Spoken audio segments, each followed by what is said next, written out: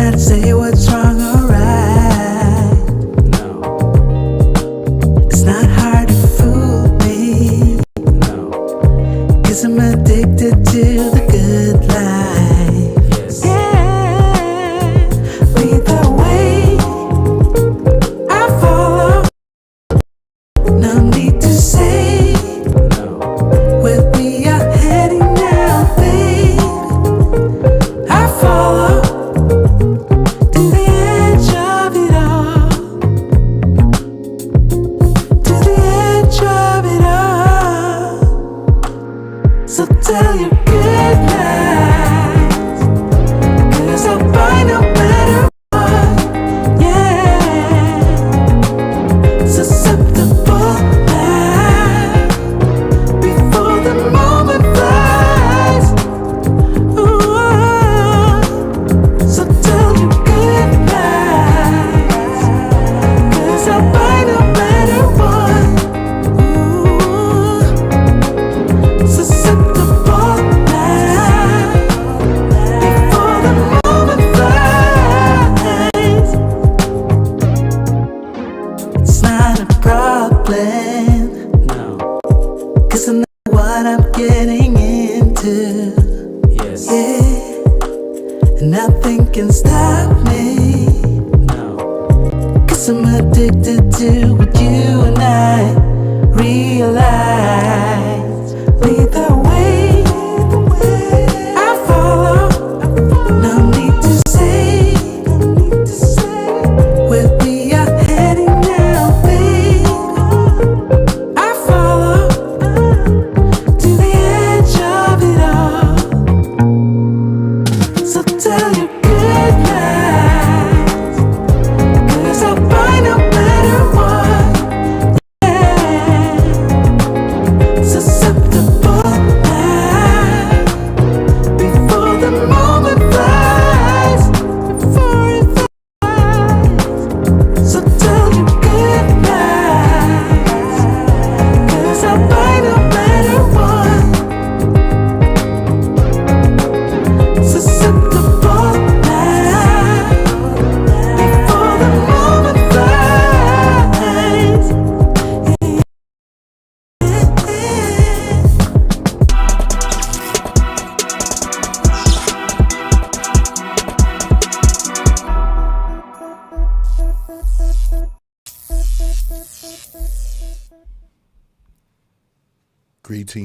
Greetings, salutations, everybody. Welcome to the show. I'm your host, D. Hearn. Got a fast one, maybe not so fast because we got a lot to cover, but a lot has happened over the week. I'm a little tired today because, man, it was a crazy weekend. Went out of town, came to go out of town again, came back out of early morning service. Man, it was crazy. I think I came home and just slept my life away. But anyway, let me make sure you guys can hear me. Throw up a 1 if you can hear me. I just want to make sure before we get going. It's reading here, but you know how this thing goes sometimes. You think you got it and it doesn't work for you. So I need to see some 1s. Make sure you put some 1s. Enjoy the content. Make sure you like, subscribe. Okay, what's up, David? Make sure you like and subscribe. It actually helps me get this message out to a whole lot of people that may not watch this show. It helps me reach people, the unreachable. I'm on YouTube right now for my Instagram people. But I kind of want to build this thing up a little bit more. If you notice, if you go to my YouTube page, I've actually posted some of the clips of Preachers Gone Wild. I'm going to continue to do that, upload those. And I'm going to try to build it up where, you know, people can see this stuff and see our conversations and everything. So if you're interested, please help me out. You know, just go over there, make sure you like, subscribe over to my YouTube page. Okay, and some content will not be here.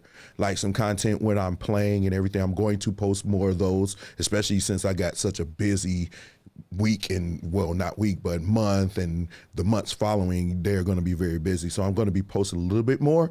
I did post a little snippet of me right before I did this recording, just this little small recording that we did in Wisconsin. And I posted a clip of that. And I'm going to do a little bit more of that. But if you're not following me on Instagram, you're probably not going to see a lot of them, even though they'll be on YouTube and possibly Instagram. But anyway, let's get the show going. First things first, I listened to Beyonce's record, and I know it's been a hoopla about it.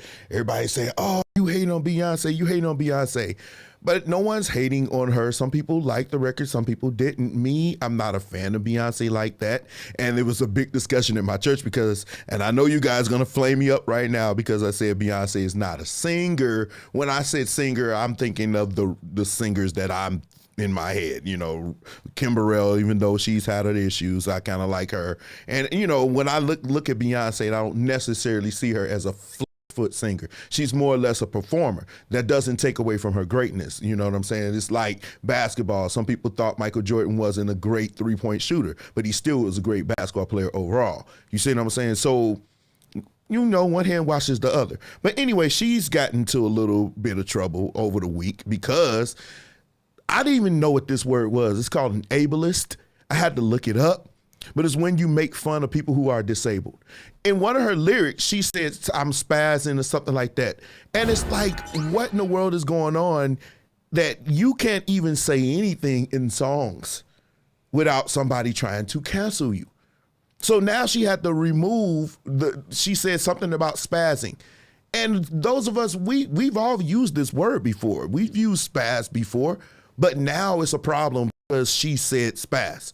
That's too much. It's getting to the point where anything you say is going to offend someone. And if you're the kind of artist that needs to retract and pull away things because you're saying different words, or you're saying things like, "Man, I wigged out," so now people who wear wigs, they're going to be upset now, so now you got to change your lyrics. I mean, it's just getting ridiculous. The cancel culture is like full throttle. So you guys tell me what you think about this. I don't like it. I think you should be able to, it wasn't a bad word. She said I spaz or people spazzing. Oh my God. I didn't even know it could offend anybody. Spazzing out, like I wigged out, I'm tripping. So what? When is it ever going to end? When is it going to end? This is crazy. But anyway, since we're on politics, I saw something that was posted, and I talked to one of my friends who's a Republican, and there's a few friends on my Facebook friend list that are Republicans, but I just think that they're finding a way to lose this election because one of their main faces, who faces criminal investigation himself, decided to say this. Our America is a pro-life nation, proudly. Have you watched these pro-abortion, pro-murder rallies? The people are just disgusting. Like, why is it that the women with least likelihood of getting pregnant are the ones most worried about having abortions? Nobody wants to impregnate you if you look like a thumb. These people are odious on the inside and out. They're like 5'2", 350 pounds, and they're like, "Give me my abortions or I'll get up and march and protest." And I'm thinking, march? You look like you got ankles weaker than the legal reasoning behind Roe versus Wade. A few of them need to get up and march. They need to get up and march for like an hour a day, swing those arms, get the blood pumping, maybe mix in a salad. This actually happened. This is not a comedian. This is not someone saying this on Comedy Central. This is actual one of our political leaders in the mic talking about people like this. At what point does this end? I know they've taken a playbook from their friend. I won't even mention his name or his number, but they're taking a playbook from him thinking it's going to work. But this is downright mean. This is downright evil. You're talking about people like this. It's unacceptable. At what point does that end? So he's just going to say it to the wrong person, and I'm telling you, that's going to be one. What's up, Mecca? How you doing, sweetheart? Glad you joined me. We're going to get through with this. I'm just doing the stuff that people sent me. And another thing that somebody sent me. So this happened in June.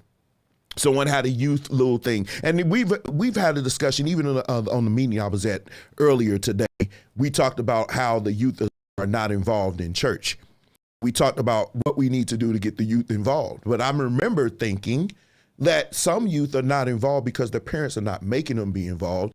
And when we were younger, you didn't have a choice whether or not you went to church. You didn't have a choice. If you decided that you didn't want to go to church, that will usually be your last day on earth. You just didn't make those decisions. Your parents made you go to church. You were active in church because your parents encouraged you, and I use that word very, very loosely.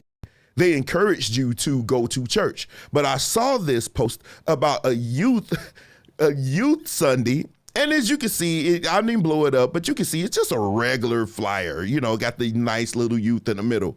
But I saw something when it was sent to me. They said, look closely. And when I looked closely, this is what I saw. The little boy in the middle decided to take this thing to another level. Now, this is on this poster. Listen, I can post it so you can see it and blow it up so you can see, pause, so you can see what he did. So when I saw that, I said, oh my God, what in the world, what parent would make you think that this is okay? So when I went and I blew this up, immediately I was tripping. I could not believe what I saw. It's got to be something better, y'all. This is crazy. Yeah. This is crazy. He's literally telling you, hey, Jesus is number one. Jesus is number one, everybody. Woo! And then someone else sent me this post, and I'm going through this real fast so we can get done with the show fast tonight. But check this out. Someone sent this to me, and it said, as a woman, the man should love you more than you love him. Do I really, really need to delve into this one? Do I really, really need to go into this one? Because looking at this one, that's a little bit, I would rather you say it should be equal. And I think it should be equal. I think it should be equal. You should sacrifice equal. I think you should give the same amount of energy to each other. I think anyone, whether it's woman or man, giving more into the relationship than the other, that's doomed from the beginning. You're not, that's not going to be a good relationship. And to post this, and people actually like this. See, this is the problem, because a lot of people that's right. They know that's right. But see, what do they call that? Can anybody real quick, those of you watching real quick, just tell me, what do you think this means when somebody posts that a man should love you more than you love him? What from jump? What do you call this? Let me see if you guys been really, really following and understanding what I've been saying for the last few months. I'll give you a second. You know why I'm here.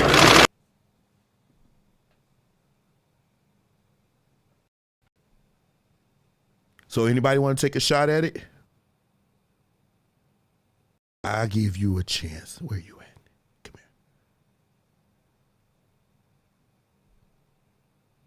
here. Okay. Anyway, what is this? This is called entitlement. When you believe that you are deserving of something right off rip.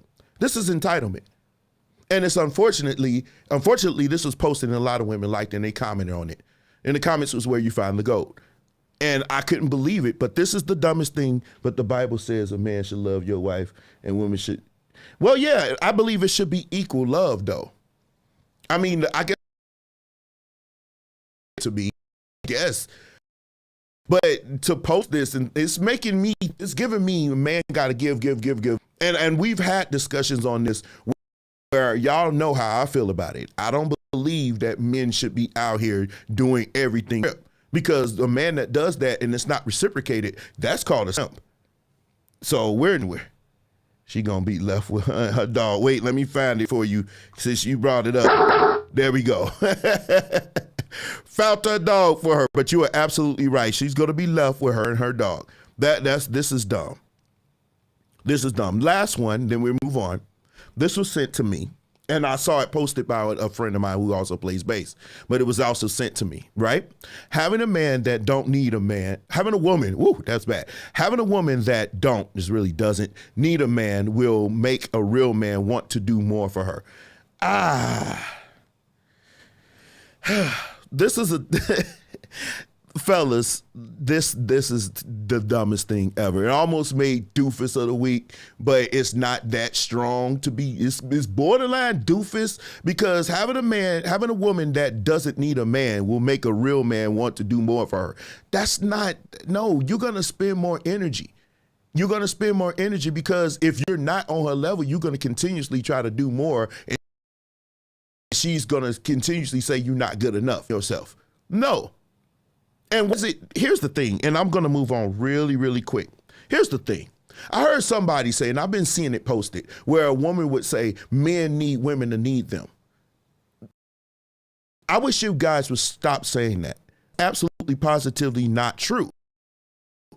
We don't need you to need us. We need from you for you to be physically attractive, for you to be friendly, feminine, cooperative, and submissive. That's what we need. All that other stuff, that's what you tell yourself. And a lot of them, quote unquote, strong, independent women, that's what they tell themselves. We don't need you to need us. Because in fact, for men with purpose, the more that you can, makes it easier for us. It makes our life easier because now we don't have to do, you see what I'm saying? So this is dumb. We don't need you to need us. Now, some of the people you deal with may need you to. Most men that I deal with, the circles that I'm in right now, those men don't need you to need them. They really don't. I wish, and I feel like a lot of, and I've been in some groups. I don't go to the women groups because I know I don't belong there. I know I'm gonna get triggered by some of the stuff that they say, so I don't go. But one of the things that I've been seeing is a lot of women been giving a lot of bad advice to women about men. And they're not asking men what we want. They keep saying, well, men go do this, men go do that. I wish you guys would stop doing that. That's gonna lead you into some bad situations. And to the person that sent this to me, that's not good advice at all. I mean, no, just not going to make you do more. If anything, if you're a fella that's doing more for this woman, you need to really, really sit back and think, am I getting back what I'm putting in? If the answer is no, then you possibly could be the super simp of the year if I can find him there. There you go. This would be your reward for doing more for a woman than she's doing for you. No, it should always be reciprocated. That's what you should be looking for. The more energy you give, whatever you give, it should be sent back to you because that makes you want to do more for her. Not if she don't need you. No, because she could act like she doesn't need you. And you still continue to do and do and do, and you're going to be drained. And here's the thing. We don't go see therapists. We don't go seek any kind of therapy. So when it's all done, you're going to be ruined for the next woman that you could possibly be with. Anyway, let's go on with the show. If you're wondering who this is behind me, a basketball player that I admired, he passed away, Bill Russell. Some people say he is the GOAT over Michael Jordan. Let me see if I can remove so you can see him. Some people say he's the GOAT over Michael Jordan. He has 11 rings, 11 championships. He played in an era where they didn't have, finals MVPs and certain statistics they didn't keep track of. But he is a great basketball player. But one of the things that actually made me want to post him as my background is the stuff that he did for civil rights. He was part of the civil rights movement. And the thing that I thought was really disgusting is while he was in the civil rights movement, some people tried to I think they broke to his house and defecated in his bed or something like that. I was hearing that on a radio today. I haven't confirmed it, but if that, well, we know that possibly happened because they were animals back then. Why they calling us animals, which is ridiculous because we don't defecate in people's beds like that because we don't like the color of their skin. But that's another life. But yeah, I really admire Bill Russell. I admire his contribution to the game. I admire his contribution to everything else, into politics, into giving to the homeless and doing things for our communities. And I really, really admire him. And he passed away, and my prayers and my thoughts is with his family, but he passed away peaceful. He was 88 years old. He lived a full life, but we do honor him and we give respect to Bill Russell, the great Bill Russell. Even though I don't like the Boston Celtics, I've hated them since the 80s, but I did like Bill Russell. I do respect him, and he was always kind. He always had a kind word to say. You never really saw him when he wasn't smiling. So if you follow basketball, you know who Bill Russell is, and that's why he's my background. I really, really admire him. Okay, now, somebody sent me this, and I want to talk about this real quick. This is the dumbest thing, too. I almost made it. Said men don't leave good women. The problem is that all women think they're good. To this very day, have you ever dated a woman who actually said she was the problem in her last relationship? They're always the victims. Now, before we dig into this, y'all tell me what you think. Do you agree with this statement? I I do think accountability is hard for a lot of women, not all, but a lot of women it's kind of hard for them. They'll never admit that they were wrong. You'll never admit that you slept with all my friends behind my back and I didn't know it. And then when I you thought I didn't know it. And then when I found out about it, I confronted you about it. Now you're upset. Oh, look at you turning back on me. We've all had that. I mean, I'm sure if you ask most men, everything is your fault. So in a way, I agree. I don't know. Is that a problem? Edward said he agreed. Scylla says she does not agree. Like I said, if I could use my own, which I really try to not interject myself into these conversations, but if I can go by my own, yeah, it's hard for them to admit they could do wrong all day. Like if they cheat on you, it's because you did something. It's your fault I cheated, or it's your fault that I leave, or it's something you're not doing. I haven't seen too many of them say, hey, it's on me. Yeah, I did this. I haven't seen. And if you are one of those women that do that, I applaud you, because you're one of the faithful few. You're the remnant, because a lot of them they don't do that. They don't do that. And in fact, one of the things that I talked about last week, and I'm going to keep posting them because they keep doing it. One of the things I noticed, even with sisters to sisters, you'll say men, we always talk about how women looks and how they and we don't like, and y'all talk about you don't like big women and all of this, everything. But I'm starting to really understand that only works when it's a man having a standard or a preference. Because when you weren't ready to attack, you don't have a problem bringing up somebody's weight. You don't have a problem. And that's one of the things that I'm hoping we could get away from. Stop being hypocrites, because men are starting to see your hypocrisy, and we're not going to go back and forth. In the groups that I'm in, the men stop responding to this. They actually stop responding.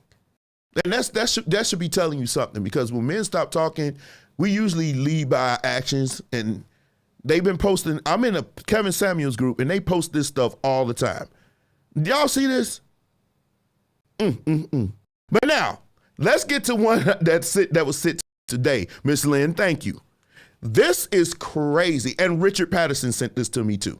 Richard Patterson, thank you for sending this to me. Check this out. Now, here we go. Lame nigga, because you ain't getting no coochie. Get out. Nigga, Get out my car. Whatever. Just Get out my car. Just make sure you give me my fucking confirmation number. What? Ain't no confirmation number. What you mean? Ain't no confirmation number. I'm catching the flight. I catching your flight. Buy your own ticket. You been trying to go on the cheeks? Nah. Yeah. Get your bag. I ain't even need your bag. Here, your bag right I there. came here with nothing. Bag. Are you serious?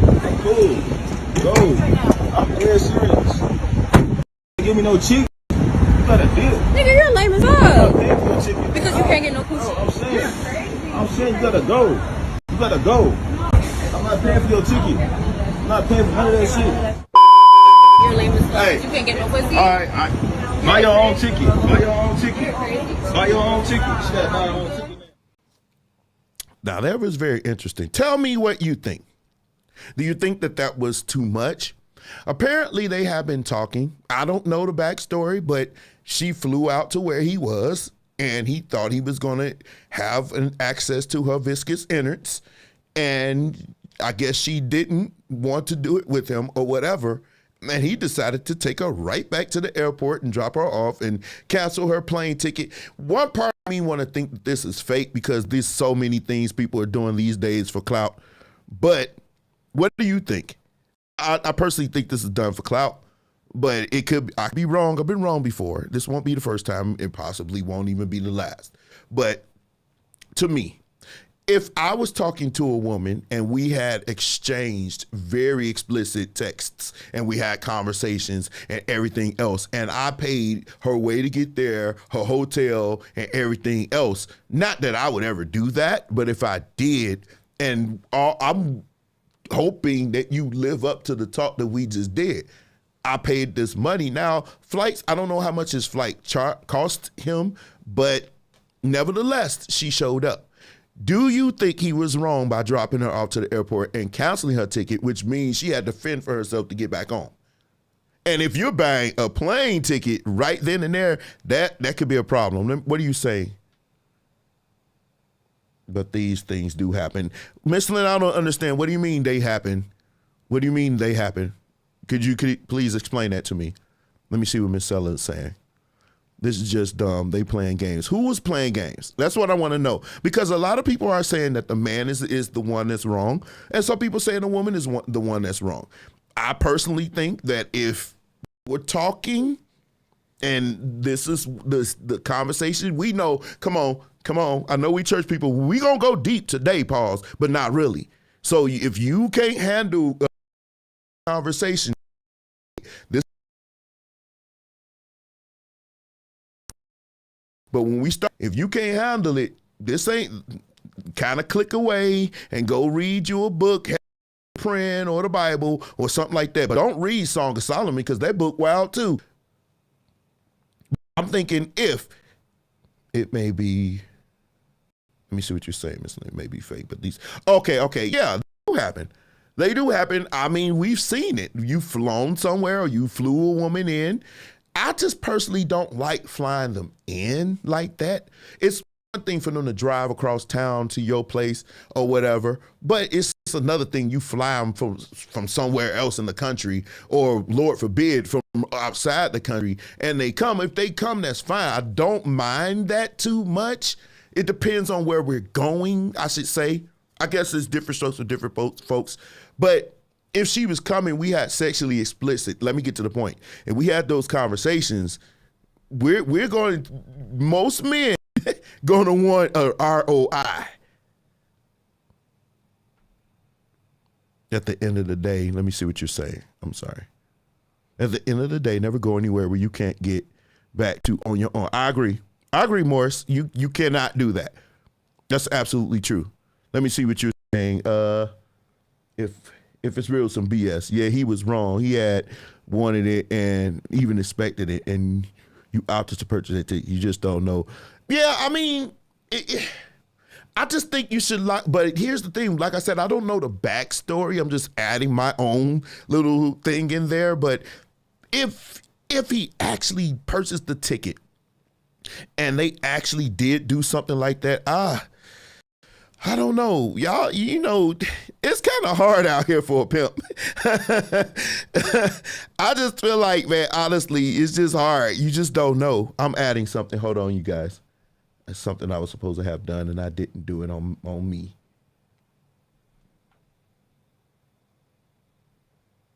Okay, I'm not gonna open it up now. But yeah, so that's a hard one for me. Y'all can tell me, you guys are telling me what you think. Let me see. Let me read some more of your comments before we move on. Okay, let's see what you're saying, Scylla. I think they talked about doing the deed. Then he should have held up his part if he said he was flying her there. She probably saw and was like, oh, no. But, okay, I get that, Scylla, but, man, I don't know. You run a risk. Somebody said, well, my sentiments are perfectly. Don't go anywhere if you know you don't have the money to get yourself back, because you just never know what's going to happen when you get there. Bottom line, I don't think he was wrong. I don't think she was wrong. I mean, if he forced her, it's rape. So I just don't think you pay for it. I think you make her pay. Now, tell me what you guys think. Make her pay for it. If she wants to come to see you, make her pay for it. Don't you pay. Don't ever invest more than what you're willing to lose. If you have to buy that ticket thinking that it's a great possibility that nothing's gonna happen, that we may not hit it off, we may not vibe. Maybe we was talking sex and then, like Scylla said, I saw her or she saw me. Maybe I wasn't her cup of tea. Maybe too long. Maybe farted in the car. Women, we gonna get to that. I don't want to get ahead. I don't want to get ahead because I do want you ladies to chime in when I get to the stuff. Really. So, or meet in a neutral spot. I get that. I agree with that. Meet somewhere where you both are paying your way there, and then if we hit it off, because a lot of times you can have conversation with people, and then when you see them or interact with them in a personal or more intimate setting, you may not feel them. You may not feel them at all. And me personally, I kind of shut down. When I'm not attracted to you like that, I shut down. I don't want you touching me or nothing like that. It's just, I don't know. You pay for your own fare. Exactly. Yeah, I agree. And I hate that happened. If this is true, this is not cap. But I'm sure she learned. It was still pedagogical. She can still learn from it and glean from it and hopefully never put herself in that position again. I'm not a big fan of people, like, if you haven't, well, it depends. But I mean, you got to be careful these days. You got to make sure you know, because if he was just wanting sex, you don't know what would have happened. You in his car. You know, he could taken you somewhere and did some things to you, and your parents or your people would have never seen you again. So you got to be careful in these days. You can't do that. Where you got home, exactly. Where you got homies, just in case they got to pull up. I mean, we all need some scallies in our life. Where my scallies at? Where my scallies at? We all need some scallies, some people that can roll up and do some shooting, just in case, you know, they start acting crazy. You got your homeboys. You know, I mean, Pookies and Ray Rays, I guess they good for something. But you know, every now and then you run into some people that are dumb, and they say dumb things, and they make it here.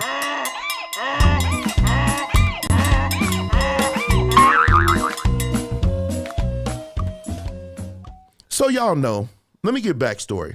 I wish I had my music, can't play it because they've been flagging my flute music for copyright. So I don't want to do it. I'm going to make up another one. I'll find it or play it in reverse or something. But anyway, y'all know how a lot of men don't like the whole caked up makeup where you just look like something totally different than where you normally should look, right? Well, I was sent something, right? And this lady went in on this man's haircut. Now, I'm familiar with this person's content because every time I turn around, she got something negative to say about men. One of my friends said she was hurt back in the day. Seek therapy, ma'am. Seek therapy. I like some people talking on their statuses and they just keep missing the point. She got issues. She needs to sit with the therapist and maybe work out her situation. She needs some therapy. But this is what she posted that landed her here. She says, the very next time a man mentions going natural, tell him to go without a lineup or haircut for 90 days, talking about makeup, sorcery, look at this hocus pocus, whatever. He'll be over here looking like George Jefferson or Moses. Here's my thing. Now, if you see the man on the left, he got cleaned up, got a cut, whatever, got a suit, look like he got himself together. Now, let me ask you this question. He got his hat on. I don't know what he's doing with that hat, though. Wow. But let me ask y'all this question. Him getting a haircut and getting a lineup, is that the thing? Now look, let's do this the right way like I always do. Where is it? We're going to do it this way. If getting a haircut is the same as what we see some of these ladies do, even with the enhancements, if it's that bad, throw up the likes. If you do not agree that it is the same thing as these transformations we've been seeing on some of these ladies, then you throw up a mad. Okay, I'm gonna wait. Throw up the mad if you think the transformation is legit. So I'm seeing. Let me see what you guys are saying. I see some likes. Y'all think it's the same. Some people saying this. No, I'm looking down. I'm seeing it. Let me see. I see some likes. So you think it's the same? That's interesting.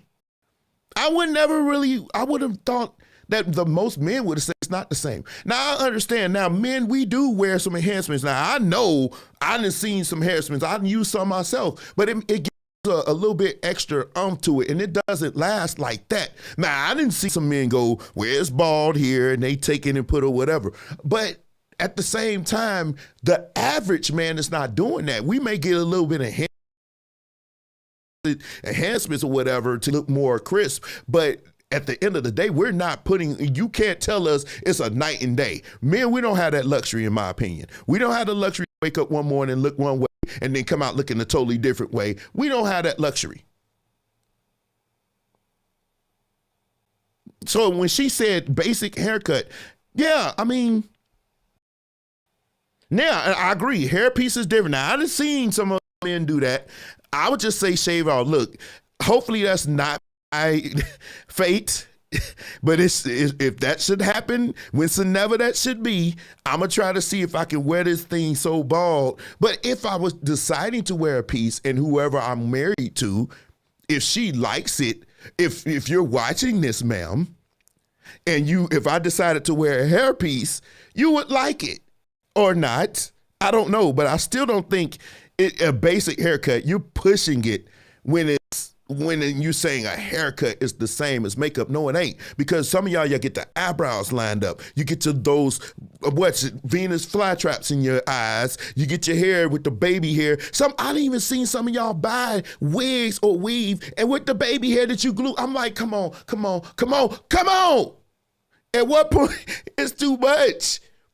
Me personally, and a lot of men agree, we kind of like the natural look. Some of you are naturally, now don't get me wrong, when I say natural, that don't mean you come looking like charcoal. No, I mean basically don't overdo it until it sometimes you have to. Sometimes, those of you who know, I play for Ricky Dillard. And you seen some of the ladies, he says, look, I want you to look blah, blah, blah, blah, blah. So in that case, or if you're going somewhere where it warrants you to go extra, but I mean, some of y'all, man, every time y'all close y'all eyes, it's like 40 degrees below zero. I mean, so I don't really think it's the same thing. I just don't think it's the same thing. I just don't think it. So do men like makeup? Yes, but we don't like you looking like Bozo, the clown 2.0, when it's all just you should not look totally different without it. So if something should happen, we're talking about sex tonight, so might as well get ready for it. If we should have sex, the woman that I laid on top or beside or behind or below, you see how this is going? When I wake up in the morning, I need to make sure she looks the same or remotely the same. Now, her hair is going to be crazy because it's going to get wild. But nevertheless, even though you may look like Michael Myers, your face is going to look remotely close to what it looked like. Well, Michael Myers is extreme, but it might get that wild. We don't know. Some of y'all like to pull. I don't think I'm going to go there. But anyway. Nevertheless, let me bring that in. I get myself a little hot talking about that. Hold on, let me get my little card. Get myself a little steamed up doing that. That kind of bothered me. If you have your Bibles, go to, no, but seriously, it gets kind of wild, but when we wake up, when I turn around and you say, do I want breakfast? I don't want to be like, I don't want to be scared. Don't be coming a movie to me. Make sure I see you. That's why I think it's always a good idea to go to some dates where y'all just laid back, where she can't do all of that. But then again, I've seen pictures of y'all in Great America with the Venus flytraps. I mean, at what point does it end? I'm just sorry. What's up, Sim? I'm just saying, y'all. Oh, wait. Listen, y'all ready? We getting wild tonight. It's going to get wild tonight. It's going to get wild. So if y'all ready to have some fun, let's move on to Preachers Gone Wild and let's end this thing with a bang. Because when we start talking about the sex stuff, it's going to blow y'all mind. It's going to blow y'all mind what we talk about. And so I hope y'all ready. Preachers Gone Wild. Let's go.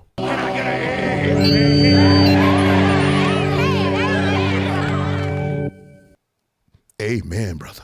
Amen, brother. Man, every time I do that, that's just the funniest thing in the world. But anyway, hey, Nicola. We're going to be talking about some wild stuff tonight, so you might want to put the youngin' away if he's listening to this show. It's finna get real crazy. It's finna get real crazy. But anyway, let's start off this thing. Okay, a couple of weeks ago, there was an interview on the Larry Reed who will be featured on this live tonight. I like you, Larry Reed, but you had some issues this week we're going to talk about. I love you. Please put me on your show. It may bring more people over here. God bless you. But, yeah, you made it in time, Emmanuel. Who's it else speaking? I'm sorry. I'm trying to read this. What's up, Chris? Man, it's for the get wild, so you might as well. But anyway, there's been an attack on what we deem to be our standard as believers, right? Those of us who grew up in church like I did, there are some things that we believe are traditions that should stay. And we know some traditions and some things, some systematic things that we do in church that needs to go. And I believe some things are archaic, but some things they put in place for a reason. And I feel like we're losing structure in our churches, right? But I saw somebody that I really, really love. I mean, every time I see her, she's super cool. She's super cool. And I dare not attack her. I love you. But you said something that brought this to me when it was sent to me. It warrants me to have a discussion about it. And here we go. We were taught this by the people that came before us. Mm-hmm. So am I really mad at them, or am I mad at those who taught them? Mm-hmm. To the system. So who am I mad at? It's the religious system. The system. Yeah. So yeah. Fuck the religious system. I'm sorry. Can I get that out? I'm sorry.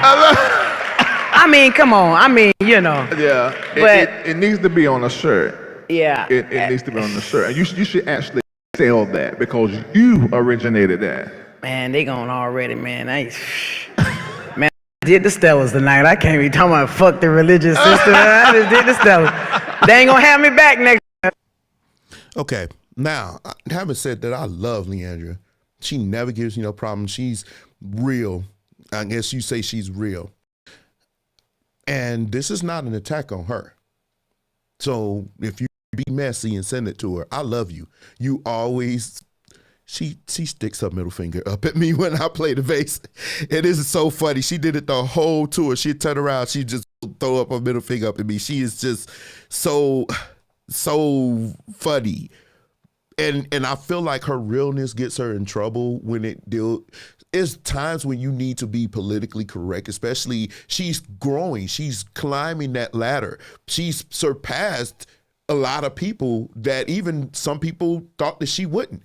I mean, when you're on Martin, she did that thing and it seemed like she's just blowing up. I don't think she needs to do the Stellas. She's on another stratosphere, but like Beyonce is learning and has learned. You can't just say and do everything. When you say F the religious system, what religious system are we talking about? Are we talking about the religious system that says you cannot show up to my church inebriated? Or the religious system that says you cannot do yada, yada, yada? Those are called standards. That's not necessarily a system. Those are called standards. Now, some people do too much, and I agree with you there. But there has to be some form of standard, because what happens if you have an archaic, like people just anarchists, they just believe that we could just do whatever we want to do. Then what good is the church? What standard are we presenting? So if we're doing everything everybody outside the church is doing, then how are they going to differentiate between the church and the world? Now, that doesn't mean you dress like a down-home schoolmarm with your dress dragging the floor. I mean, if that's your dress, that's fine, but I'm saying it shouldn't be mandated. I understand that situation, and there's some things that should not be. I believe women should be preachers. I do believe they should be preachers. I believe that they got a voice. I do believe that, but there are some things that are in place for a reason.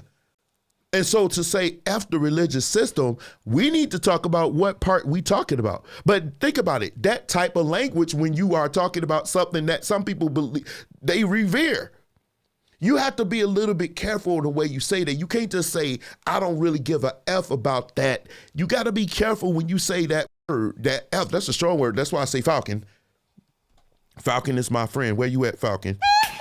Yeah, that's my friend. I just say Falcon. But I understand what you're saying. I sometimes have a problem with the way things are structured. We're going to talk about some of it tonight. But I think you can't just say stuff like that.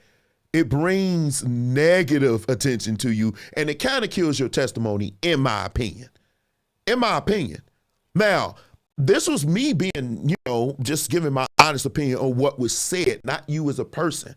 But you know how some church people get, because you feel like I'm attacking you personally, not her, but some fans try to attack me personally and not hear my words. And see, this is why you can't really put this stuff out, because you're causing more issues.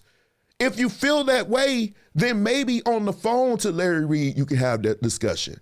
but not on videotape in front of everybody because it causes issues. That's just my opinion. Go ahead and use fucking. Let me see what you guys are saying. Oh my God, Miss Lynn, really? That's been my experience with her. Well, she's great, but bad for general. I agree with you, Sam. That's not just one system we need to deal with in individual settings. Exactly. And Toy said, I'm going to use Falcon. Man, so like I said, it's not an attack on her. I love her, and she knows it. But I just think that you just can't get on social media, keep doing that. You know, I mean, there's only so much. It's only so much. And for the genre of gospel music, you do have a greater responsibility, in my opinion. That's just my opinion. You never gonna see me now. I get on here and we'll have fun and I joke around, but I don't think I ever get to the point where I'm on that, you know, because it's not fruitful. It's not gonna pay good dividends in the end. And in the end, it's gonna make you look crazy because people gonna be like, see. And I don't want that for her. I just don't want that for her. I love her too much, and I just wish that we would have so many of these moments. Okay. Now, a few months ago, this is gonna freak you out if you haven't seen it before. A few months ago, somebody posted a flyer where they was gonna have somebody is preaching a sermon, right? You've never ever seen anything like this. This is the name of the thing of their whatever they have fellowship, whatever they having. It's called I'm on my period. I'm trying to figure out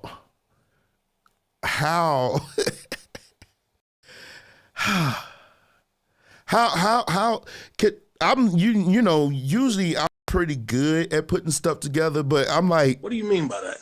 I just didn't understand what this was going. Can somebody please try to summarize your pastor?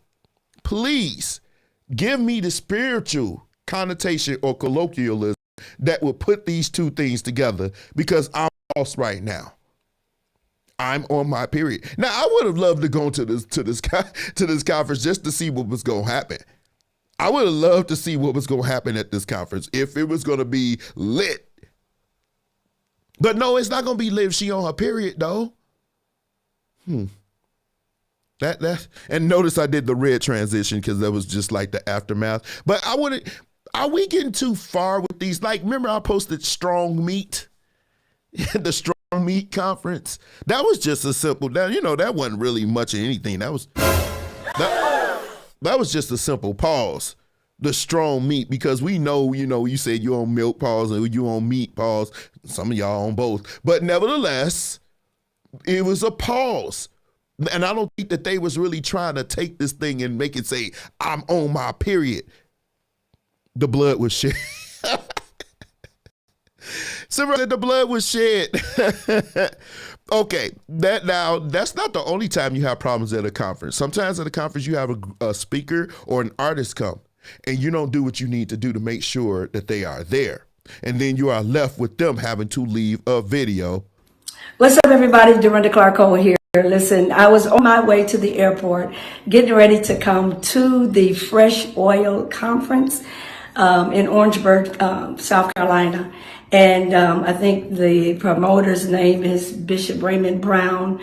However, I will not be coming, only because there were some issues that did arise. And so I wanted to let you all know that I will not be there in Orangeburg tonight. So please, I'm so sorry about this. All of you all that had planned to come, even those of you all that have drove up to come and hang out with Auntie Dorinda, I want you to know that it was beyond my control, and I thought it was necessary that I not come because the business was handled. Okay? I love you all, and please catch me on the next one. All right? I'll talk to you later. I choose violence. She chose violence with that. You see how she threw that in there because the business handled. And when I read that, when I saw that, the first thing came to my mind, I said, what? what is going on with people not handling their business? You booking these artists and you not making sure that the business is straight. Now, I just don't understand that. So was this like the Fresh Oil Conference? And she made sure she put the conference out there. She made sure she put the name out there. Basically, if you could read between the lines, basically saying, this the dude that jacked up my money. So if you don't, hey, listen, if you don't want to get jacked up, don't falcon with this dude because he gonna mess up your money. He ain't gonna handle his business.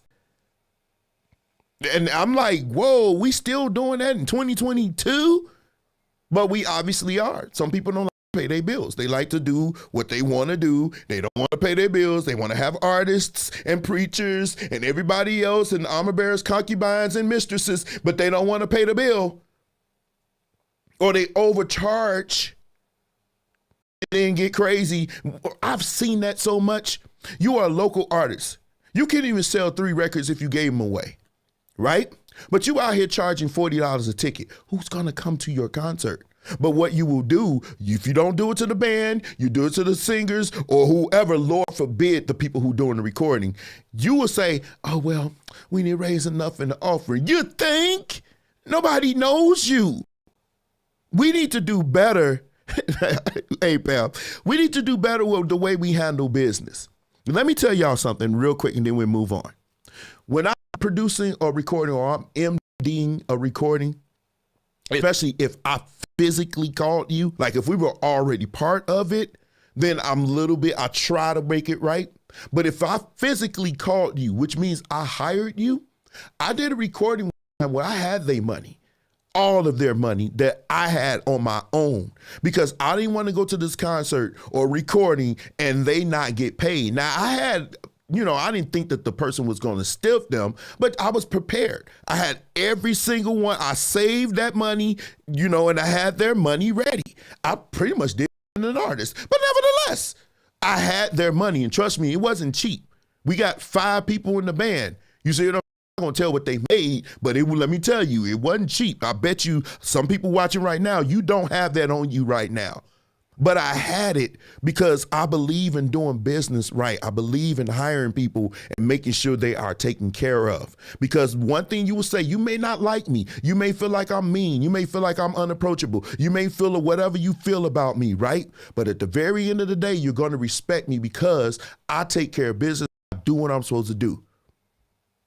I've always been this way. I may have dropped the ball to some other things in my life coming up, but one thing I always did, I always took care of my musicians. Ask any musician that's ever worked with me, and they would tell you the same thing, because at that level of integrity, that should not be taken for granted. So the people that's over the Fresh Oil Conference, you need to make sure all your bills is paid before you put this conference on. So whatever you bring in the conference is just what you make, but you've already paid your bills. That's what you should do first. Don't think you're going to raise an offering, because one thing I can tell you, they don't really raise this, especially in they don't raise money like that. They don't raise money. Believe it or not, they give you more coinage and more dollars than anything else. They don't really put 20s and 50s and 100s. They don't do that. Not at musicals. And you have to prepare for that. So for her to have to make a video, it's not good. It's not a good look. It's not a good look for you. So y'all tell me what y'all think, though. Wait, I'm seeing your man, y'all. Oh, yeah, I remember that. Yeah, Kelly Price didn't handle that right. I agree. Kelly Price didn't handle that right. She did not handle that right. Hey, King, what's up, man? So I'm glad you guys, that's the kind of person that I am. And I like to honor my business obligations with people. I really do. And even when it's something that is not mine, it's somebody else's, I try my best to make that right, because I know what musicians go through. I know what singers go through. And I don't want that on me. And I know that feeling, and the kind of person I am, when you hurt, so I try to make it right. You know what I'm saying? I try to do the best I can to make it right for you. But sometimes, let me flip this. While you waiting on getting it right, don't you do anything that's negative, because you exacerbate the situation. I've been in too many situations situations where the artist or the musician or whoever have gotten and said some things or put some things in motion that's irreparable. So you can't go back on that bridge. You burned it, you singed it, and now y'all waving at each other from the other sides. That bridge can never be built again, okay? So make sure you don't act emotional, men. Don't act emotional, because most musicians are men. So when you don't have your money, don't be making an issue out of it. Be diplomatic and talk about it like men. Amen. Let's move on. So last week was a very, very, very interesting week as we saw somebody. Wait, let me see. Exactly, Samurai. I agree. So last week, there was an issue that happened in somebody's church. I'm not allowed to say the R word on YouTube because for some reason they be tripping. So some people came in this church that weren't members, and they took up an offering, and then they left with the said offerings. And they had things in their hands to ensure that the offering be taken up right. You know where I'm going with this. So there was a lot of things that was said about this gentleman. There were a lot of things that were said about the person who aired this stuff or who claimed to be the one that was airing it, right? Y'all do remember this from last week, right? Yes, let's see what he got to say. Here he is. Okay.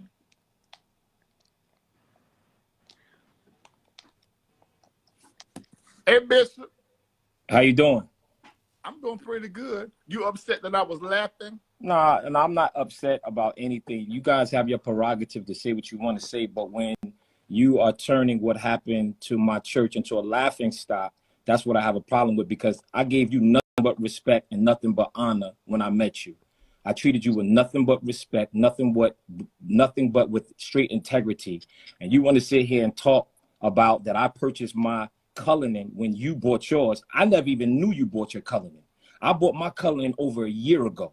And when we both met, and let's keep it real, Larry, when we both met, when we was in Times Square, you said, oh, shoot, I got the same color Cullinan. I didn't even know you. I just met you. So why would I purchase a truck like you have? I don't understand. Like I don't understand. And then, young lady, I don't know you. But when you sitting here talking about have thumbtacks on the wall, those are backdrops. Those are step and repeats. Okay. And let me tell you, I purchased a church. I own a church. I own a whole block. And that's a temporary church right now. I own the whole block.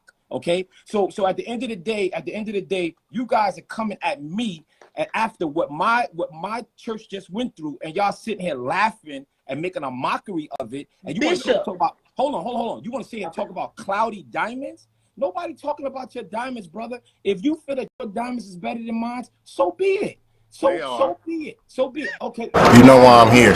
Then you wanted to talk to me about our discussion about. You don't have to be angry. I'm not angry. I'm not angry at all. But at the end of the day, when I'm looking, my team sends me your live, Larry. I never disrespected you, brother. Okay. I treated you with nothing but respect and integrity. So from where this is coming from, I don't know. So please inform me. Number one, it's opinion. You're viral. My job is to talk about what is viral. I did you a favor. No, I don't need no favors from you, Larry. But my question to you is, you Larry, you do though. Larry, excuse me? Ma'am, I don't even know you, ma'am. All right, so you can just stay out of this one. I don't even know you. All right, I don't even know you. You're trying to include yourself into this. You need to go and get some weight loss if you want to get If you want to sit and laugh about what happened in my church when we got armed robbed, you're fat. That's what you are. You're a fat slob. I don't know you. All right. We can really get like this. All right. You're not gonna laugh at the situation where a gun was pointed at my baby. Where a gun was pointed. I listened to it. All right. I listened to it. So I don't even know you. Number one, I don't know you. I don't know. Don't give me no props and laugh at me at the same time. Don't give me no props and laugh at me at the same time. We want to go there. Yeah, let's go there. Let's go there. Let's go there. Let's go there, Number Biggie. one, Let's go there, Biggie. You don't know me. You've never Let's seen go me. there, Number one, Biggie. You're a liar. I'm a liar. Let's go. How? How am I a liar, Biggie? Two, Biggie Big, not Biggie Smalls, but you're Biggie Big. You are quote unquote all right. a bishop in the Lord's church. That's right. You have seen my face on your timeline before, and if you say you haven't, you're a liar. No, I don't know but you. the I fact- don't know that's you. cool. I don't I'll know you. take it. I do You know not what? know you. That's cool. I do I'll not take know you. that But at the because end of the number day, when you come here and try to talk about me and I don't know you at all. And at the end of the day, when I come on and I'm listening and I'm seeing you laughing at me, I'm sitting here, you laughing at me. Help you, that ain't gonna help you now. Let me tell you something. I don't care what you think I look. But if the people were smart, my anger is because you talked about my family. No, your you anger is because you got robbed. Your anger is you got robbed. Brother, I got a life. Okay? I have a life. Yeah, all right? And I'm you all do. right. I'm all right. And we're glad about that. That is material things, brother. I I got life. I got and life. we're glad all right? you got life. But something you can't change. You can't change you can't and that attack people. That's why you attack the church. All right? And that's she's teaming up. She's teaming up with you so she can promote whatever she's promoting. She's lost. Let me write you a check so you get a new backdrop. And you don't even know me, man. You don't even know me. And I'm sitting here watching you. I'm sitting here watching you laugh at me, and you don't even know me. You don't even know me. You don't even But none you know of y'all me. can tell me what I heard and what I sat here and listened to y'all talk about me in my church. All right? Okay? Let me tell you something. My family could have died, and you want to laugh about it? That didn't happen. Reed, that didn't happen. I'm gonna say this to you. You could kiss my ass. You and Biggie Smalls.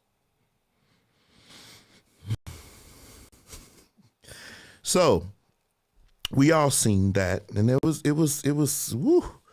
Man, when that happened, I said they was man. That was crazy. But listen, there is. So I posted that, but a lot of people don't know what actually happened before that led to that. Now pay attention. Okay, now Genesis, what were you saying concerning the pastor and the robbery? What is your point of view? Okay, first of all, hey y'all, don't come for me in these comments, you LRLers, okay? Because I got my natural thing going on because I'm working today. You look good. All right, so don't come for me in these comments. You look good. Thank you. Stop it. I don't know the man of God. First of all, I know how it feels to be viral. I know how it feels for people to say all those things or whatever. I see. I'm going viral on TikTok right now, okay? And y'all say some crazy stuff. So I get it. I understand it. But Larry, when I saw that video, I ain't gonna lie, I was screaming. And I was laughing because not because of the guns and, you know, because from my understanding, they put a gun up to his baby's head and those things are just horrible. That is nothing funny at all. But baby, they pan that camera over there to that left and that man was sitting over there and they had that sheet with them thumbtacks. Oh my God. Hung up on that wall. Baby, I was screaming. But it did look kind of Tyler Perry-ish to me.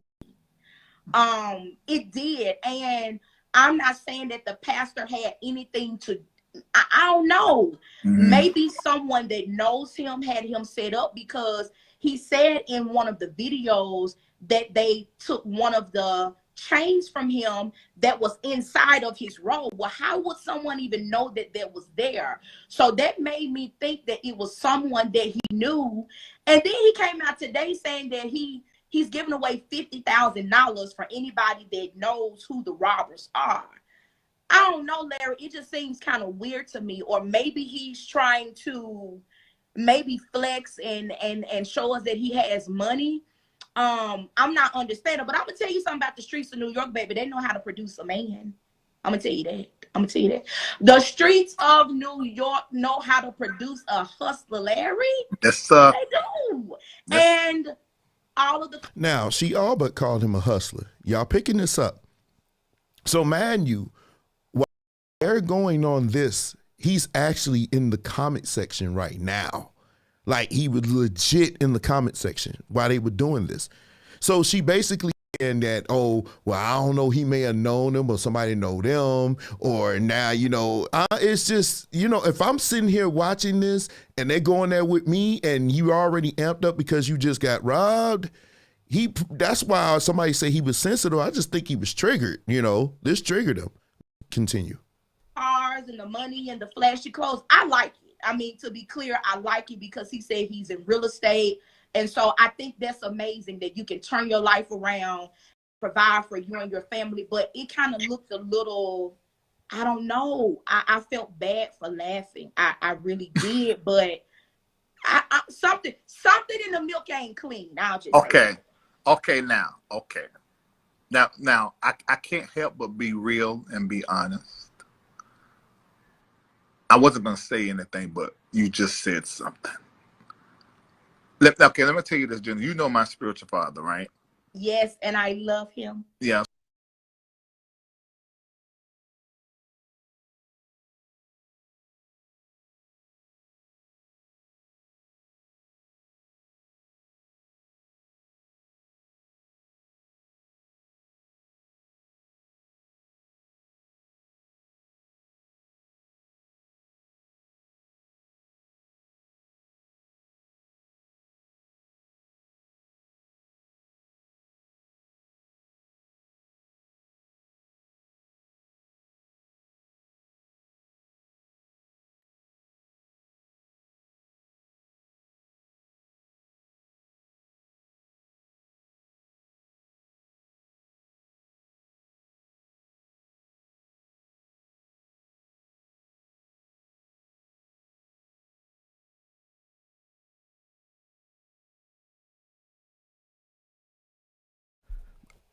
Oh, my bad. So Larry Reed's talking about Bernard Jordan. Can you guys hear me now? He's talking about Bernard Jordan, and I'm saying that Bernard Jordan, he is actually somebody that I don't really particularly care for as far as a preacher. I remember he came to Powerhouse, and when I saw him, they were literally in the room sleeping. They was looking at him like, what? Because all he talked about was money, money, money, money, money, money, money, money, money, money, money, money. And I'm like, dude, at what point are you not going to talk about money? So when she says she love him, I'm saying I don't really particularly care for Bernard Jordan. You can quote me on that. He got these school of prophets. They up here looking like Jedi masters. I'm pretty sure they got lightsabers that probably are made with dollar signs. But every time I hear him speak, it's almost like, dude, like he was talking about money so much that I was like, Shut up! Shut up! Shut up! I couldn't take it anymore. But that's what I feel about Bernard Jordan. But let's go. So I was coming to New York, and he said, I want you to meet somebody. I said, okay. Actually, I met him over the phone, FaceTime. He was smiling, pretty white teeth, dark skin, good skin. I said, who is this sister? The bishop done got. I said, oh, these lips are so raised. I said, who is this sister bishop done got around? I said, he loved to collect sisters. And so I said, but then when I got a dude, stop. This dude just said Bernard Jordan loves to collect sissies. He loved to collect sissies. That's what you just said. But you the one talking about he got pretty teeth and greased lips and all this kind of junk. That's sus bust to me, bro. You gonna sit up here and talk about that and say he invites sissies? You the one that look like you got eyeliner on. Are you freaking kidding me? I'm sissies collect sissies. But see, I could be wrong. Not sissy a derogatory term? If I was to walk up to a homosexual man or a gay man and say, man, you a sissy, would he not take that? Would he not, get offended by me saying that?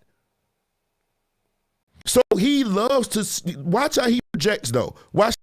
It was the very opposite. I mean, he was well put together, but he was. And then now, he's still in the comment section. Why this man pretty much called him a sissy. So now y'all see why he was so triggered. And he called this woman Biggie Biggs because they were literally roasting this man on their live.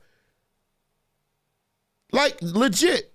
Very homophobic. He's very, very, very traditional, believe it or not. But most people that are homophobic like drag queens. But anyway, and so he was very flashy, and the whole conversation was about his money, how much money he got, how he dragged his former wife. Well, she done that online, so this not. I'm not telling you nothing you do not know. But it's still up. I mean, he dragged her because she was trying to keep her from seeing the children and stuff. He always told me, I got 4 kids, but 2 of them I can't see. It's a narrative. You know, he had this thick Bible. He was showing us in the middle of Times Square. You know, all these. And I told my bishop, I'm telling you what I told him, and I don't know, Bishop may get mad as well. Because this was behind the scenes. Don't put me in that, because No, you're not. You're not. You're not in it. But I can't help but be real. Yeah. So I said, Bishop, this one here, my exact word, this is why I'm saying that. I said, something in the milk and clean. And so then later, we went out to eat with him and his beautiful wife. She was pregnant. She's gorgeous. Yeah, we were sitting there eating and talking, laughing, and we got into these conversations. And I just got more of, you know, and he was a nice guy. He was very nice. He treated me well. He was very kind, you know. But I told him, because he was talking about gays. He called them the F words. And I said, you know what? That there, I can't get with that. But you just called somebody a sissy. You see the hypocrisy? You can't on one breath call somebody a sissy, and then when they say the F word, those to me are the same. I don't call them either one. I don't like when people around me call them anything like that. We say sus bus and stuff like that, but we don't really go there and say the derogatory stuff like that. It's just crazy. And so now you want to call somebody that on here looking real sus yourself, though. I mean, let me continue before I get ahead of myself. I'm not saying this because I'm one, you know, because that's what he was trying. Whoa, I'm not calling him one because I'm one. So y'all caught that, right? Y'all caught that? Let's continue. Trying to say everybody, people like you who embrace the LGBTQ community, they say we gay or we this or that or compromise because we're not trying to send people to hell. And so that was the conversation. And I just got sort of, I couldn't get with it. And so I said, you know what? That there, I can't get with that, and I'm not saying this because I'm one, you know, because that's what he was trying to say. Everybody, people like you who embrace the LGBTQ community, they say we gay or we this or that or compromise because we're not trying to send folk to hell. And so that was the conversation, and I just got sort of, I couldn't get with it, and so I told Bishop by the staircase, I said, this ain't it. Because, you know, Bishop forming a fellowship and things of that nature. I said, he's not going to work. He's forming a fellowship because I said, then why he keep talking about his money? I said, and where does it come from? And so that was always a mystery. And he would just say randomly real estate. So then I began to ask other questions. I was like, okay, who are you? Then I found out that he was in jail for scamming. I said, now, wait a minute now. So now, this video come out. That's why the only thing I would just put the video out. I didn't add no comment. I just said, you know, he wear a lot of chains and stuff. When I tell you, Bishop had just got our colorgans, and it's like he went and got his colorgan, same color as mine, which only were like 200 of them made. The same color as mine to like prove. Now y'all see this. If you were in the comment section while this was going down, just yes or no, would you felt the way about it? Just yes or no. Would you have felt the way about it? I can do this too. And we had all these rings and all of these diamonds, which many of them in my, you know, I'm not trying to hate, but if you're gonna wear diamonds, make sure they BS. You know, so if you can pay that much. Yeah, they roasted him. Yeah. I'm looking at all these clouded diamonds. You know, and so I mean, so many on his neck. And he wearing even on the civic attire. I'm like, so why is all the conversation about your money? Why is you constantly showing your money? Where is it in your life that you feel as though people are not recognizing who you are? And I think he has street cred and maybe some cred with some rappers and some industry people, but the church does not embrace him the way that they will embrace somebody who has the money that he has. But when I see a bit, and I looked at this backdrop of look like sheets. Larry.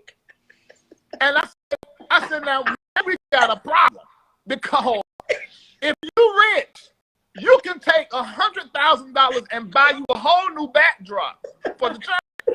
I said, this don't make no sense to me. Larry, I was crying. When I was crying. Oh yeah. See, now y'all seeing. Screaming to the top of my lungs. I said, Lord, everybody in my subdivision gonna hear me. I'm telling you, this ain't the heavy week. Lord, I'm sorry. Larry, that's why I texted you and I said I'm probably going to hell. I can't stop laughing.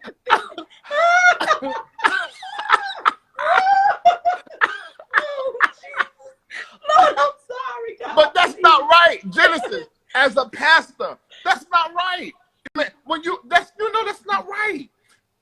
Your tithe alone should to get one of those nice LED backdrops like y'all see in all my studios and my mentor studios. I got one in my church.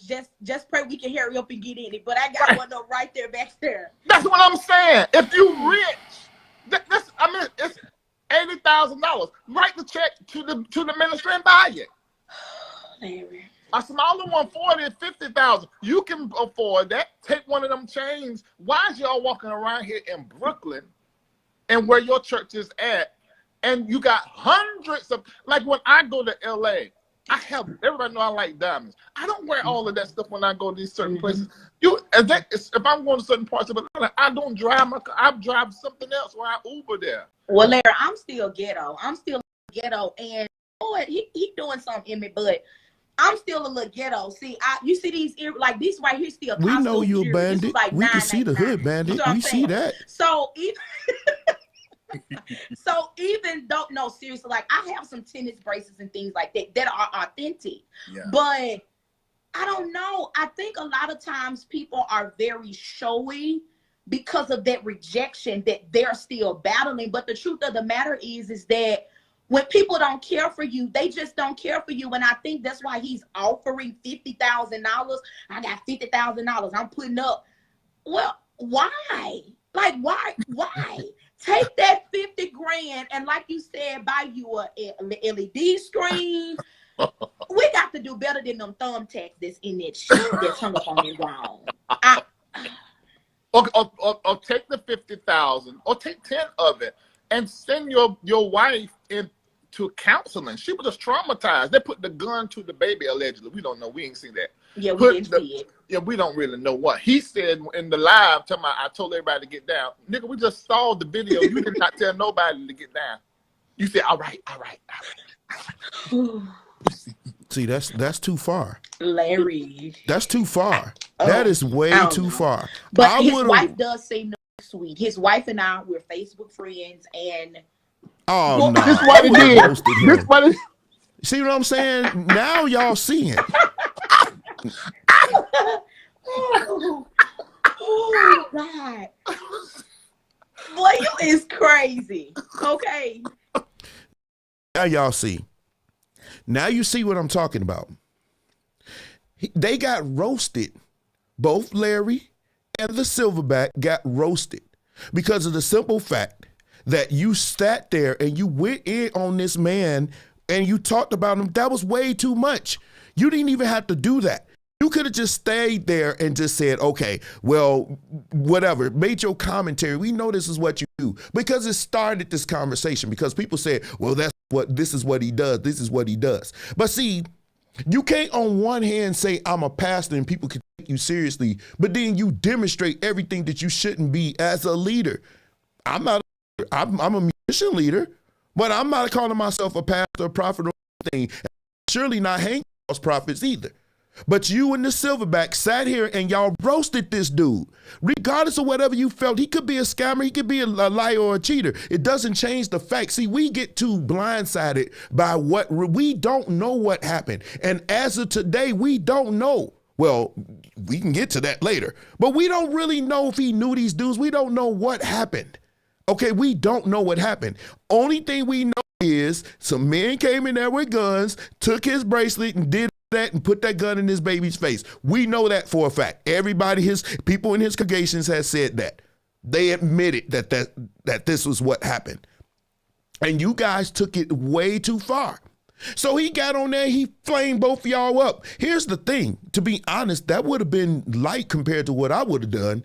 Because if I was on that level where he is, oh no, I'd be like, where you at? I'm going to take one. I need to know where you are. When the next time you come into New York? Because this conversation is not going to be had online. I would have just got on there just like that, but like, where you at? We just going to talk. I don't want to do this online, but he flamed them up. So when Larry Reed, when Tasha K got on there, she talking about, I just didn't like the way he disrespected that woman, but she went at him. So this is what I'm talking about. You're not allowed to say anything. They can say whatever they want about you. They can do whatever they want. They can disrespect you, but nobody stated that. They always say, well, even though that's bad, but then they go harder. So he had the right to flame him up. I would have lit him up the same way. And he called, boy, some of the stuff he said on there, I can't say here, but he basically said, dude's almonds was bumping up against his chin. I said, oh my God, he went there with them. Called up he big and everything else. And people were more upset with him. Here's the crazy thing. They were more upset with what he said to Biggie than what he said to Larry, which was way worse than what he said to her. And he was upset. Now imagine you in the comment section listening, watching this stuff happen. And the people in Congress watching this dude, this silverback, flame you up. Nah. That was way too far. That was foul. So that's why that happened. But he couldn't let it go. Which brings me to my point. He could not let it go because he was like it was like a whole week of posts. This junk happened last Sunday. And as of yesterday, he was leaving post after post after post. He could not let it go because you got roasted. And see, that's what I'm saying. You say you ain't that ain't what you are, but you sure taking on that feminine quality, not letting it go. You got to have the last word. You got to try to get the last word with him. It's not even people in his own comment section were saying to him, you are obsessed at this point. But you are, because you got roasted on your own show. You got flamed up on your own show. You went in rounds. Tasha K had something to say about it. And I said, you mostly gossiping. So people, I posted, this is what gossip means. Gossip is when you sharing information private. It doesn't matter if it's facts. It says it doesn't matter if it's facts. Sensational facts about others. Facts. You digging all in this stuff, and that's what you do. And people say that's what he get paid to do. And I agree, that's what you paid to do. But you're a pastor. So when is it okay for a pastor to be gossiping, to be sharing personal information and digging up personal information about people? I thought our purpose was to build each other up. But if you digging up personal information about people and you sharing it for just the likes, because if you didn't, you wouldn't be directing people to go to Patreon. You wouldn't be doing, and it don't matter that you give some of your money away and you do this, because everything is about money with you and that false prophet Bernard Jordan. That's the only thing y'all care about is money, money, money, money, money, money. But you do a gossiping about this man all over you could not let it go. And I probably wouldn't either. Because I guess he felt a certain way about it. He felt a certain way. So when he got on there and lit y'all up, you decided to take a page from praying today. Okay. All right. That's what he did. He's like, okay, I got you. And this is where we are.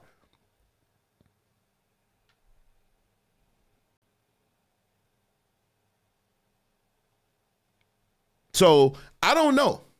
And he could not let it go. He went on Tasha K's. She had something to say. And then he left. She said something about it. And he was on her show. Because she lit him up. And then she called him on her show. And then you posted about this. It's just like you could not let it go. You could not let it go. Because you got flamed up. Like he could have taken it a whole nother level. The dude from Brooklyn. He could have taken it to a whole nother level. A whole nother level. And then everybody else started getting on him. That's what now, let me get on you. Let me get my towel. Let me get on you. When people are looking for clout because it does appear that he likes clout. He does like to flex. He does like to put his stuff out. We're going to get into that real in a second. But if you liking clout and you start now, somebody real quick, I think Simran's still watching, and one of my people is still watching. Just for me, where is touch my anointing, touch not my anointing and do my prophet no harm? Where is that found? Because I'm almost positive it is not found in Proverbs. No man can be against you. The Bible says in Proverbs 105:15, touch not my anointing and do my prophet no harm. Where's that scripture again? Proverbs 105:15. One more time. Where's that scripture? Proverbs 105:15. Where can I find that scripture at again? Proverbs 105:15. And we searching. I don't think Proverbs has 105. I think he's talking, I don't know. Can somebody please post where that is? I'm trying to find out where that is.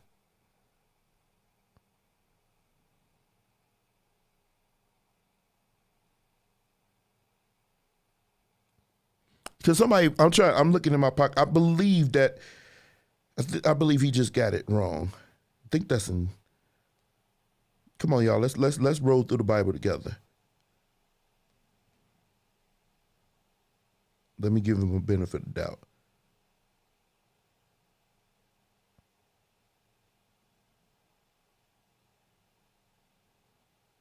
Y'all working with me? It's Psalms, not Proverbs. It's Psalms.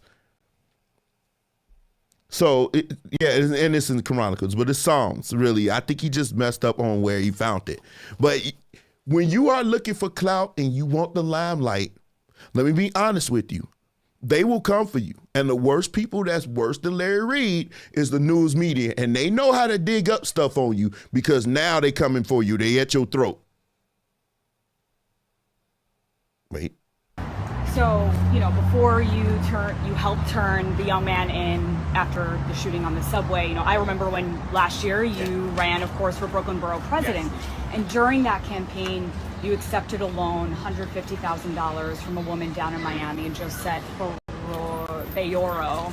I'm just wondering how you know her and why you did not repay her. Thank you so much. At this present time, Bishop will no longer be answering any more questions. We appreciate You said your time. 2 questions a person. Have a good day. I didn't even get to finish the first one. Now, man, he shut that down. I don't know who that lady was that walked up there and took over, but he did say no, move, and he answered the question. We don't get that in the rest of the video, the one that was posted, but he did answer the question. Now, when you have a bullseye, because I believe he may be a slick genius. I don't know him personally. I don't care enough to know him. I'm not in New York. He's not my pastor, but he flexes a lot. So he leaves people with stuff to talk about. Like when he wore this situation. What is this? What is this? Can somebody please tell me what this is? And so he flexes a lot. So I see why people. Okay, yeah. I agree with you, King. And so he flexes a lot. And here's another thing that was just sent to me today. Check this out. Good afternoon, everybody. This is the Bishop Whitehead, and I'm gonna walk y'all into my prayer closet. This is my prayer closet. And one would think that, wow, look at your closet. Got all my priestly robes and more. Designer coats, you name it, Gucci, Louis, you name it. Fendi, you name it. More coats.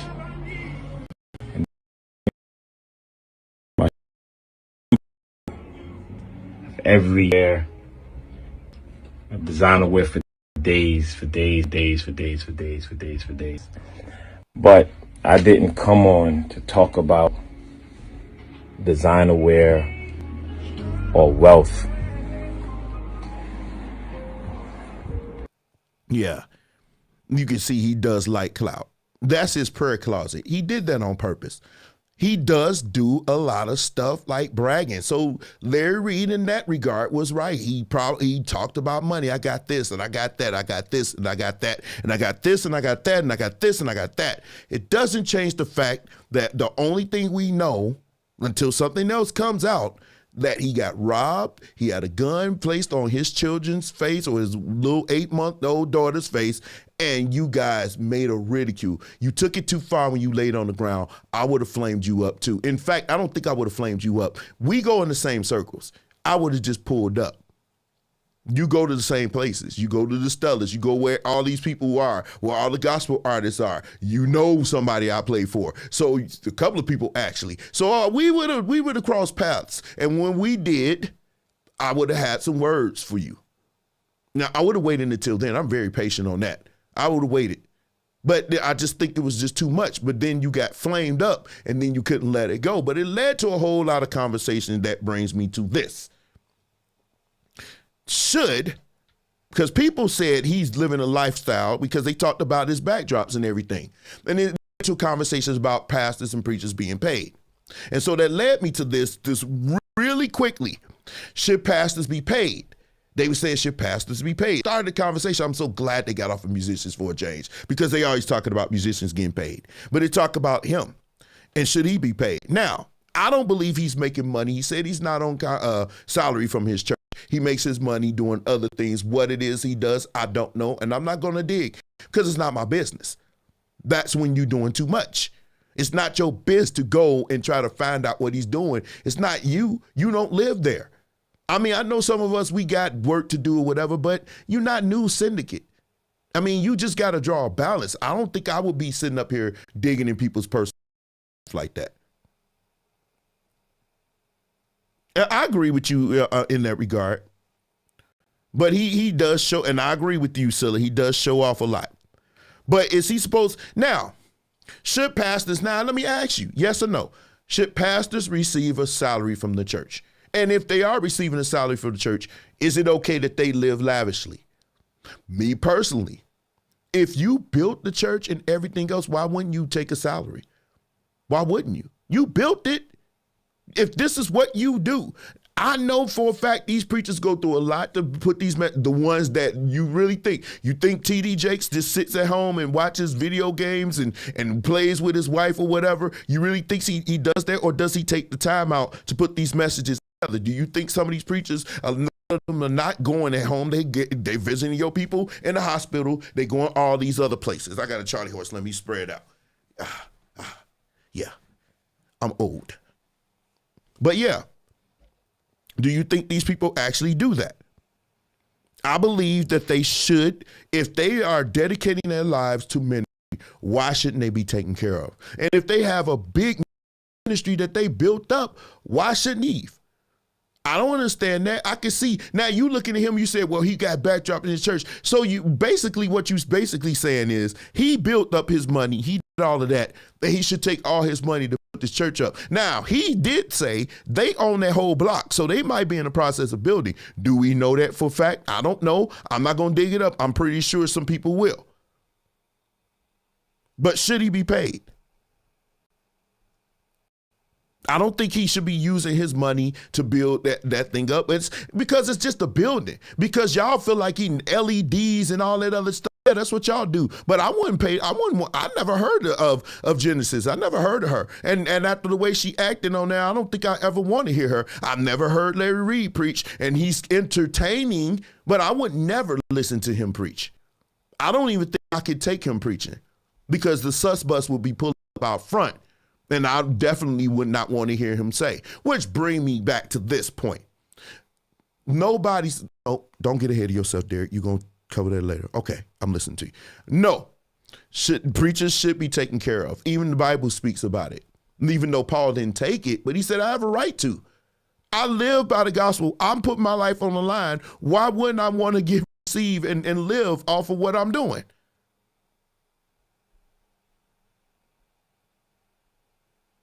And like you said, Samara, I don't care about the thumbtacks. It's thumbtacks. I don't care if he put up there with Velcro.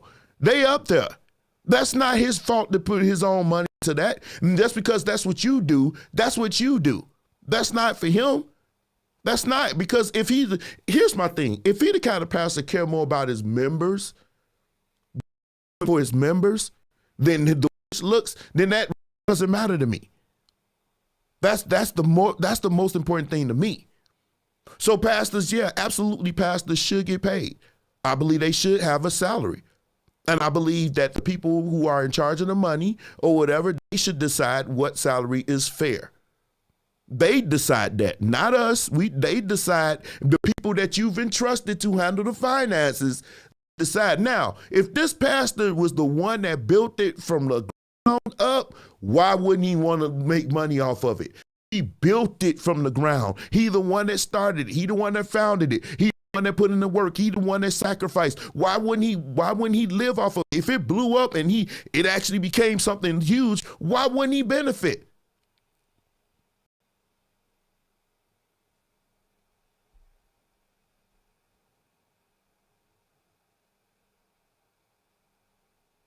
So, I don't know. I did put the link in there. At any point, somebody can come in.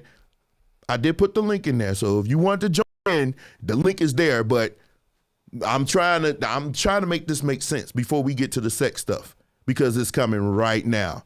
Maybe somebody jump on real quick. I'm gonna give you a second. The problem with, you see what you're saying, King. The problem with church is people want to focus on what looks like, but not how to function.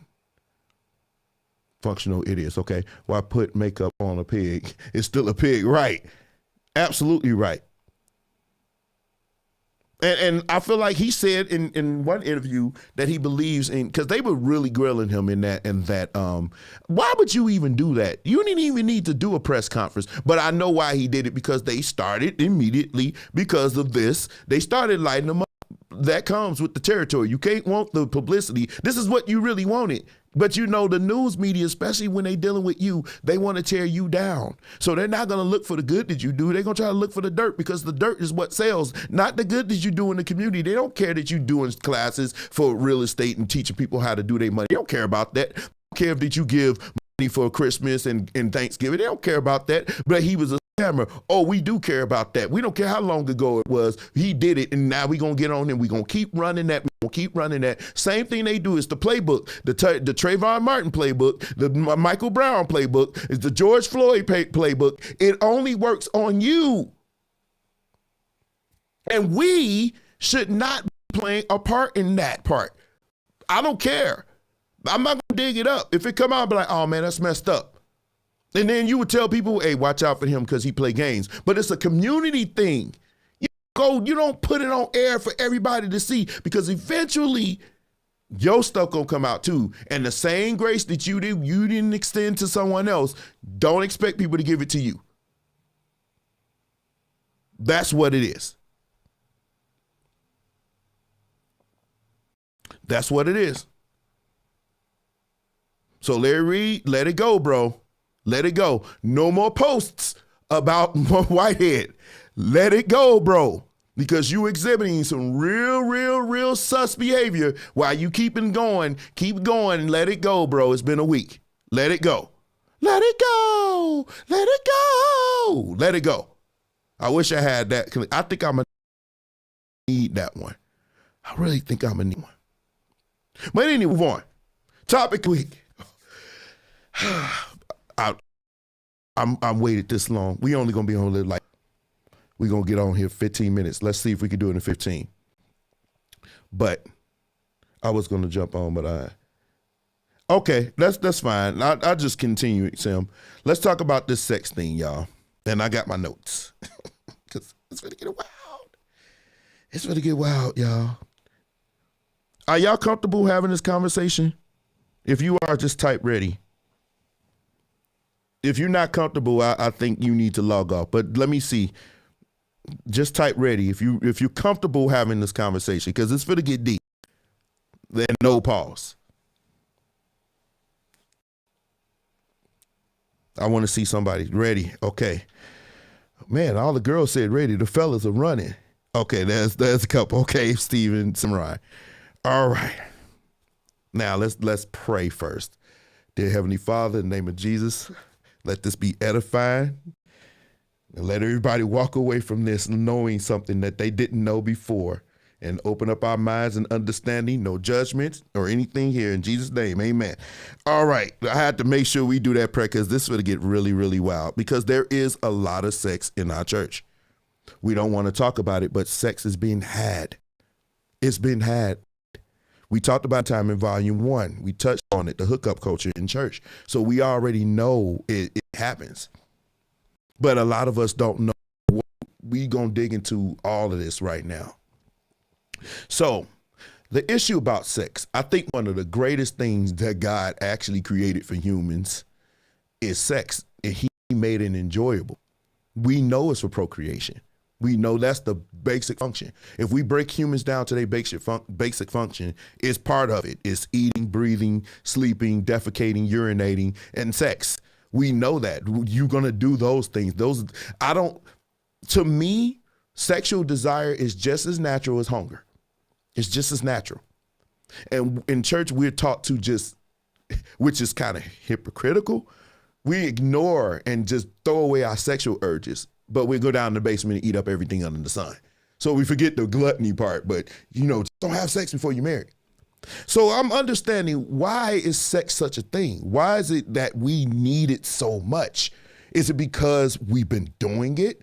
Is it because it feels so good? I mean, it is amazing. There are no virgins here. I don't believe none of y'all virgins. I'm sorry. If you're a virgin, then you need to log off, because you can't relate to this. And here's the thing. Let me tell you something right now. If your mouth been somewhere or your mouth been on you, then you're not a virgin. You experience sex. You just not have penetration. There are different levels of this. So I know some people walk around here, I'm a virgin, but your mouth ain't. Then you're not a virgin. You done did a whole lot of rolls to the center of the Tootsie Pop. Yeah, you go ahead and log off. It's finna get ugly. Because one thing we're not going to stand for on tonight, we're not going to deal with hypocrisy. We're not going to deal with it. I'm going to light you up.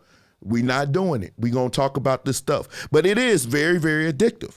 We are really, really attached to this sexual thing. No matter what, just cannot deny that part of it. We can go on fasts and turn away our best meals. But when that right call comes from the right person, even during consecration month, we going.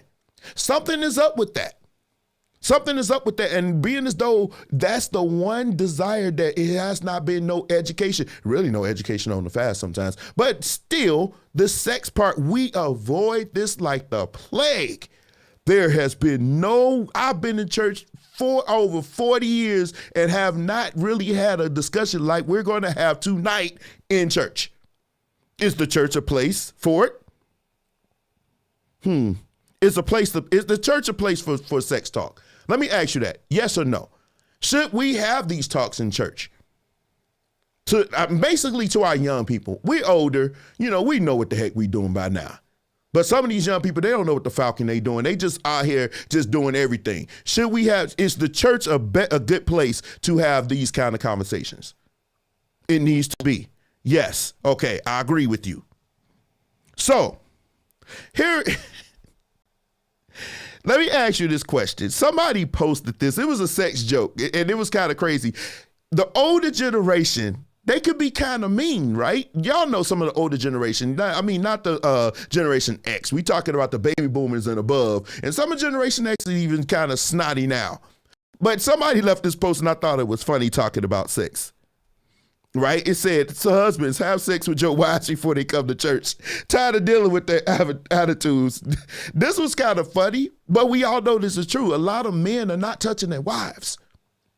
A lot of husbands are not touching their wives, and a lot of wives don't want to be touched by their husband. So for the older generation, some of them are depraved of sex. They're not having sex as much as the young ones or the singles ministries. The single ministry, they flourishing as far as sex, not because we're telling them not to do it, but they're doing it anyway. But the older ones seem like you married, and younger people, they see that. They see you married. They don't see that connection. They don't see that, you together. Y'all don't walk like y'all in love with each other, or y'all even attracted to each other. Because of men, we look at you, we'll be like, oh man, have you ever been with your woman and you looked at her, it's like, man, girl. It's that look. It's a look that I'm sitting right up there, and I'll be sitting there everything. And I don't see some that look like when your wife get up to walk, some even look, y'all think I don't see it, but some men, y'all even look at y'all wife's butt when they get up. They get up and y'all be like, it's that look. So I feel like the reason why some of them are so snotty because they ain't touched a peen or whoops, I almost said it. They ain't touched that in so long. So now I'm mad. If I can't get none, nobody else can have none. Now they ain't for every last one of them, but I know there's some people like that. And that's what I think they was going at with this thing. I believe they were going there with this. I thought that was a light joke before we get into the deepness of it. But here's the thing. Let me ask you this question, because we live in a different era. Everybody's having sex. Everybody experience sex. Everybody know what sex is. We've always been taught that sex before marriage, you're not supposed to have sex before marriage. You're not supposed to have sex before marriage. But we already know that ain't happening. That ain't happened. Falcon that. So everybody smashing. So now you want to meet a man or a woman. Honestly. Are you, let's keep this 100, please, let's keep this 100. Are you going to test those waters before you marry them? Is that realistic? Are we dealing in an era where everybody's going to test that water to see if the sex is good before we marry them? Yes or no? Yes or no? Are we going to test the waters? So Jared said, he says, hell yeah. Yes. Who else? Pam says yes. I see it. Let me see. Are you going to test the waters or have you already tested the waters? Let's say that. Becca says yes. I love you, Mecca. How you doing, sweetheart? Mecca says yes. I'm going to have to walk through a house before I buy. And see, this is the thing. These are conversations, because if you said this in church, you already know what's going to happen if you said this in church. First of all, the mother's going to be mad, because they feel like you should wait. And I'm going to get to that. But they feel like you should wait, like they did. But we all know what really happened. I'm older now, and I see that they was on that junk too, so we can stop the cap. There will always be exceptions. Okay. I did. I tried not to, but King said I tried not to, but I get that. But yeah, and so I personally feel like now, tonight, Derek is going to do something he never hardly ever does. He's going to interject himself in my own opinions really deeply into this. Normally I just skate around it. I really don't do it. But tonight I'm going to be with you. We're going to do this together. I personally feel, because I've experienced sex on a high level and low level. I've not been around the block. I ain't got a whole lot of bodies on me. Thank God. Thank you, come on. We're going to get there too.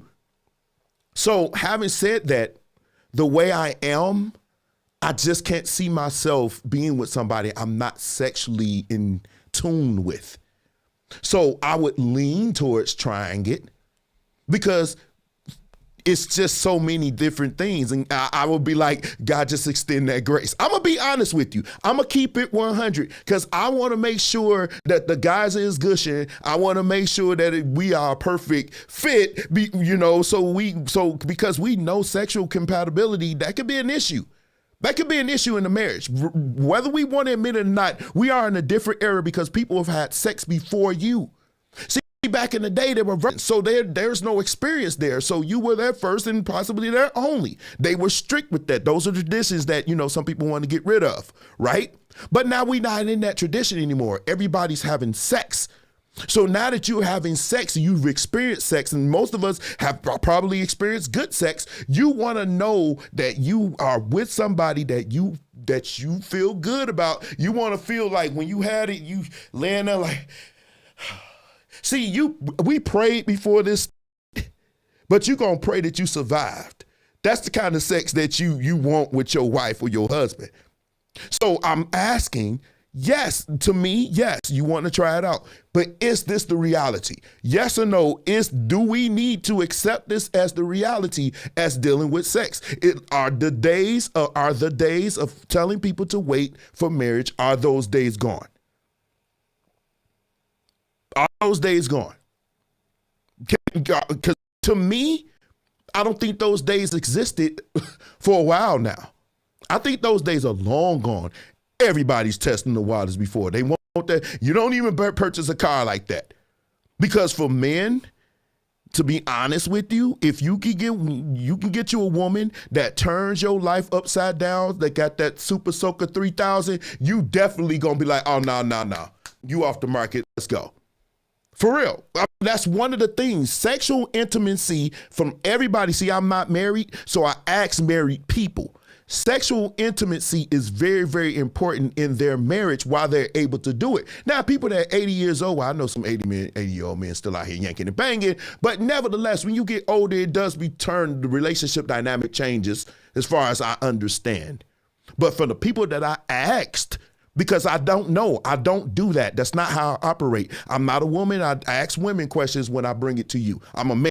Tell you about men, but I can't tell you about marriage per se because I'm not married. So I got to ask married people these questions, and they all said sexual intimacy is very important. Definitely important. And so there's something, so if sexual intimacy is important, there are no virgins. You see how this is going? So if sexual intimacy is important, wouldn't you align that with sexual compatibility? So let me ask this question. Let's move on. Ladies, let's be honest. Out of all the men, you ain't got to tell me I'm not going here with you, but just think about it. Out of all the men that you had, right? How many of those men actually sexually satisfied you? That you knew, if you dealt with them, you were going to be sexually satisfied. How many of those men do you, just think, you ain't got to post. And we don't need to know your business, but I just want you to think about it. Just want you to think about it. Because a lot of men, if you were to ask us, did we do good? Then, man, how was it? Oh, man, I blew her back out. But if women could be really honest, statistics say most women don't even get orgasm from penetration. So it's something about the women's body that men have yet to explore, that we do not want to explore, that we cannot explore, because even in marriage classes, they don't teach you how to explore. They tell you, a woman teach, you should tell them, you should communicate. And I believe that's true. Tell me what you want. Turn me over, pull my hair, do all that. I mean, I'm with it. I'm going to do whatever you want me to do. That ain't, there's some things I'm not going to do. But hey, I'm willing to try, to please you. I'm going to do what you stir-ups, hanging from chandeliers. I'm willing to do all of that. But really, ladies, to be honest with you, from the research that I did before I even did this show, study is showing that a lot of women are not satisfied by what we're doing, man. So while we up here like we been Superman, we're not pleasing these women. You think because you hung down to the floor that's going to please her, but what you don't know, a lot of women don't want you hung down to the floor. That's called eye candy. Now, some women can handle it because they ain't got no walls, but a lot of women, they don't, that's eye candy. But really, if you don't know what you're doing with it, it don't matter, because believe it or not, the G-spot ain't even that far deep. It's not even that far deep. It's not. But a lot of men have not taken that time to explore the woman body. So even when you get married, she sometimes she hit that wall, but I'm hoping that men want her to hit that thing every time. So I would want to know. Yes, ladies, it does take you communicating, because what gets you off is a little different. Man, we're going to get to the men in a minute. But we want to know. Because I'm really on your side on this one. I don't believe we are pleasing you like we think we are.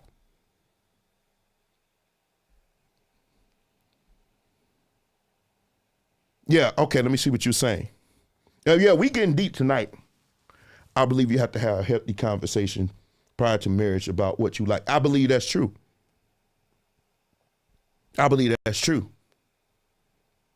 When she goes, you can go. I mean, let's be honest, dudes. The woman's body is so complex, and the foreplay with her is so important. You can't just go. Sometimes, they want to get that in because, hey, I got lunchtime. You got 4 minutes. Let's go. You know what I'm saying? But women, the foreplay is big on a lot of them. They like foreplay, and foreplay don't necessarily mean oral. It doesn't necessarily mean that. It could be a hug. It could be cuddling. It could be touching. It could be kissing, caressing. She's cooking. You right behind her, kissing her back in the neck. All that stuff is setting you up for later. Sometimes massages do it.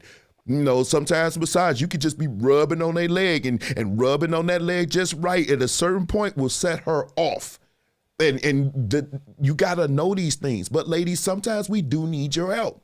But men, we have to be honest. We ain't doing it like we think we are. And you know what happens? Women, they talk. Now, if you are good, they talk. I wish we didn't talk so much about sex, what we do with people. Because some of you are only whores because you talk too much. Men, we can survive our whoredom. You cannot. You talk too much. Do your do and wait, let me find it. Oh, no, where are you? I need this one. Come on. Where you at? Where you at? Right here. Shut the That's what you need to do. When you listen, that's your biggest issue. You talk too much.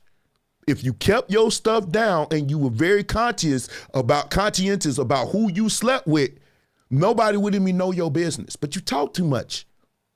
But nevertheless, we do need you to communicate with us sometimes about what you like, because no two people are the same.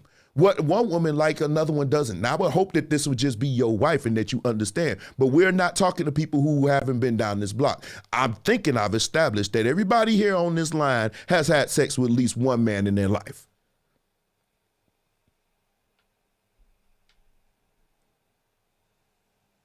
Okay? And I believe men need to shut up too. Nobody cares about your conquest. We don't really care. Like if you with the fellas, you know, women talk too. Y'all talk with y'all girls, but you got to be careful. You got to be careful, especially ladies, because if a man can please you and you telling these ladies, this man, oh my God, he this, that, they going to get a little curious. They'll get a little curious. And then you're going to be crying. Because all your dirt, they will tell to that man so they can get a kick at him. You think I'm lying? I'm not.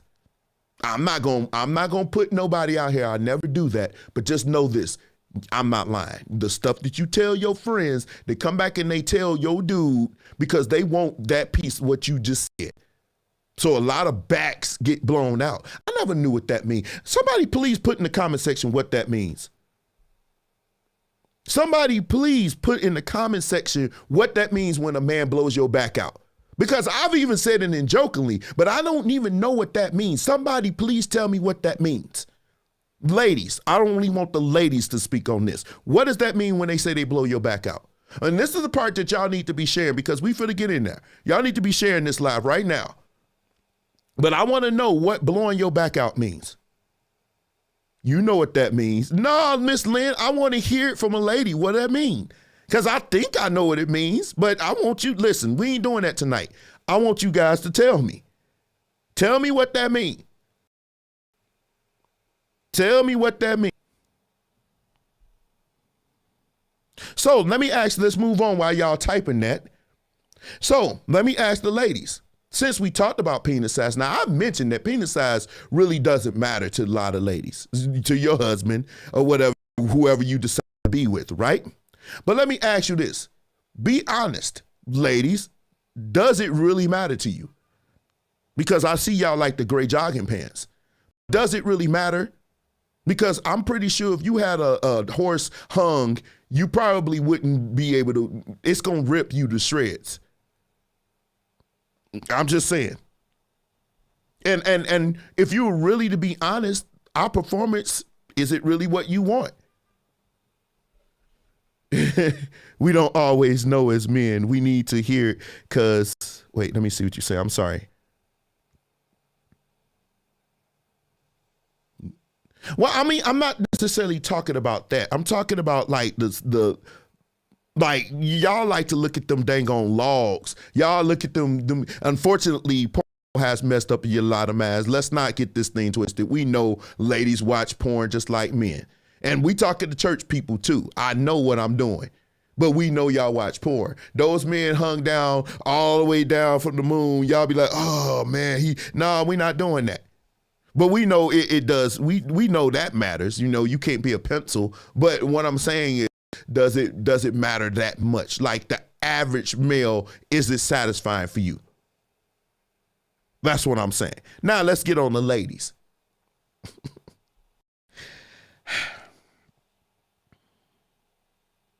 No, wait.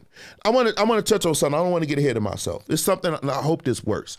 So a lot of ladies, and believe it or not, as embarrassed as I was, I did ask some ladies about this. But they, you know what? I found that they were very, very accommodating. They wanted to talk about it because they wanted to get some stuff off their chest, proverbially, whatever that means. But here's the thing. I found this article that was sent to me, and it was very, very interesting. It says reasons why you not reaching climax. Ain't this crazy?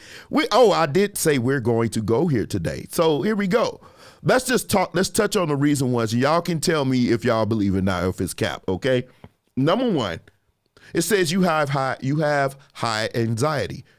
It's a study from 2018 showed from Valparaiso, that's right up the street, that more than half of women surveyed cited anxiety for the reason why they struggle to achieve orgasm. Now, this is amazing to me because I guess they're saying if you have a heightened sense of anxiety, you cannot achieve orgasm. Ladies, is this true? Have you ever experienced this? Let's move to point 2. It says your oxytocin, didn't we talk about this last week? Your oxytocin levels are too low. Now, we know this is the love hormone. So they're basically saying if this is too low, this is the hormone that regulates orgasms, by the way. So if you have this hormone and it's too low, they say you won't have it. So do you believe this is an issue? This is crazy. I'm going to post a link to this when I'm done here. It says you do not drink enough water. Now, I do believe this one. I've seen way too many of you ladies drinking pop. You drinking too many sweetened juices and everything else. You need to drink more water. We're going to get into this later when I get to the men because y'all know I'm going to amp it up when I get there. Right? Number 4, you don't make noise.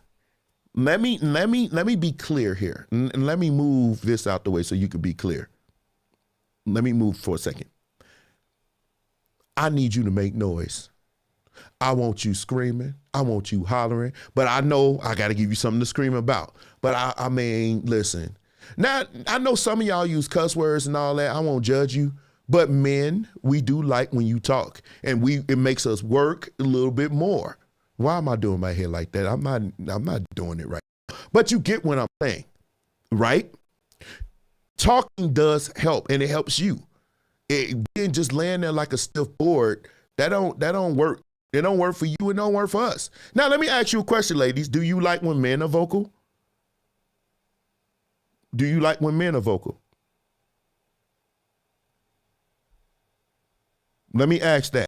Do you like when men are vocal? Do you like when men, and if we are vocal, what do you like for us to do?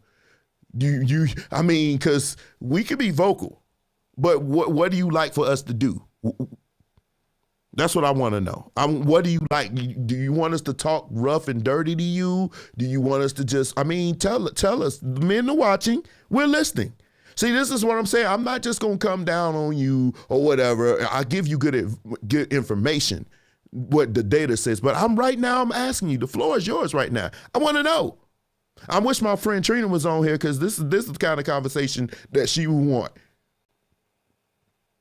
But what we want to know. Type it real quick before I move on. So, while you do that, I need to keep going because I want to get off of here real soon. But where am I at? Where are you at? Okay, right here. It says number 5. Okay, let's move to number 5. It says you don't feel sexy. Ladies, is this a thing for you? Are there times when is that something we're doing to make you not feel sexy? Do we not compliment you when we see you? But see, now let me flip it a little bit. You have to be something we can compliment.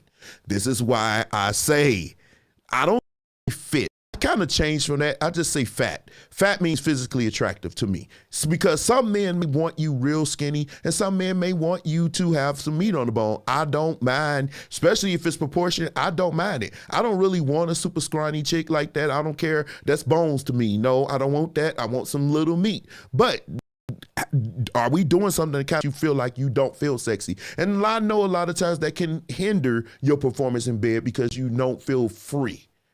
Because we do realize that a lot of you reaching your climax has to do with your mental status.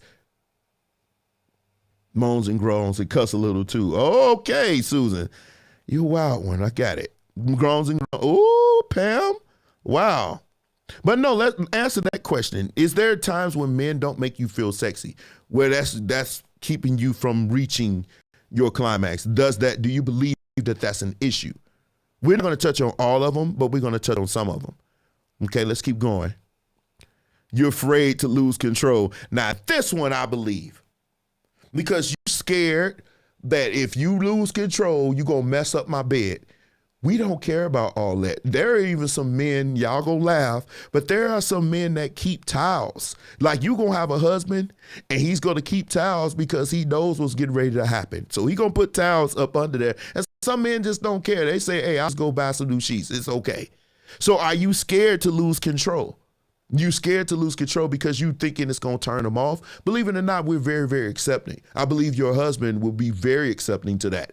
You know, you losing control or whatever, or your fiance or your significant other. We're going to get to, you know, sex before whatever. When I wrap it up. Pause.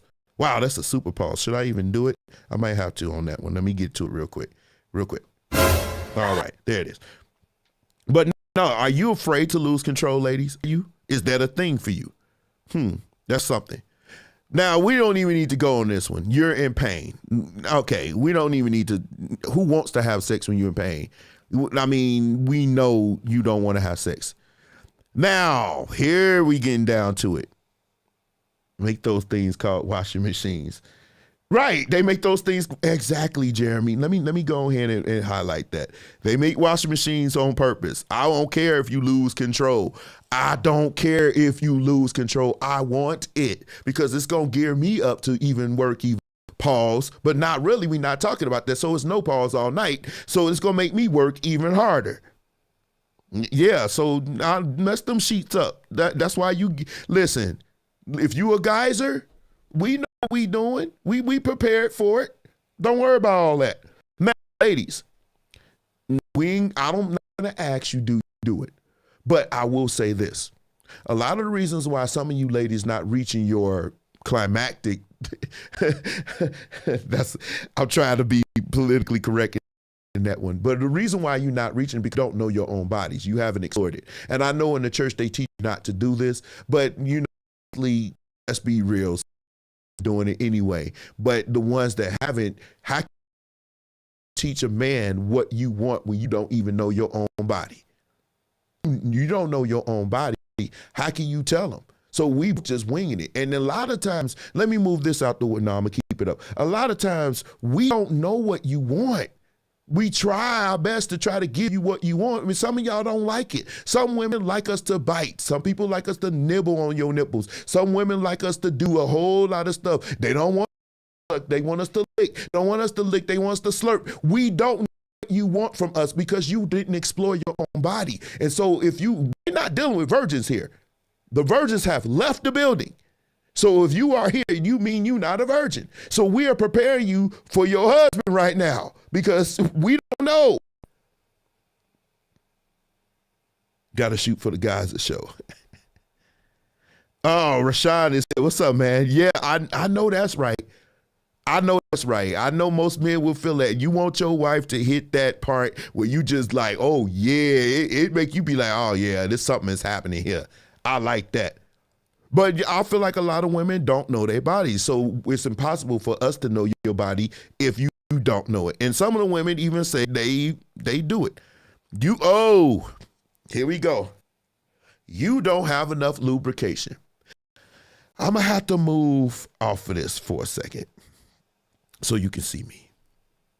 This is part of the ones that men talk about. We hear about men being weak in bed, not being big enough, being lame or whatever in bed, right? But you got to admit, not all women are made, you're not made the same. But if you was to ask most women, you say, oh, is your sex good? I know I got the bomb junk. But you really, really don't. And a lot of times, men, we've been trained not to tell you, so we'll just go through with the deed. But you really, it really ain't all that. And this is part of the reason why you are unable to reach that. I mean, I'm just being honest with you. You got some explaining to do. You just do. Let's keep going. You're not vocal, and we just talked about that. You're not vocal about what you want. This is very important. You got to tell us what you want. Yeah, it's painful. Yeah, and I got the tumbleweeds going. But you're not telling, we just talked about that, so need to go in there. But yeah, you need to be vocal, tell us what you want. Now, I don't know about this one. This is weird to me. What you think? I'm not even going to touch on this, but ladies, that I'd never heard of this before. Greetings for you. Looking forward to see you. What? Hey, you need me on Sunday, right? Russell, Mike, you need me Sunday. And I still haven't received music from you, my boy. Okay? We don't need to go on medication. You spend most of the time. Yes, number 11 matters. Let me go back to 11. Okay, so I didn't know that, Susan. Thank you. I didn't know that. That's crazy. Thank you for sharing that. I did not know that. Well, see, I'm not a woman. You're supposed to pee after, but this is saying you're supposed to go before. Make sure you go because it's saying your bladder is full.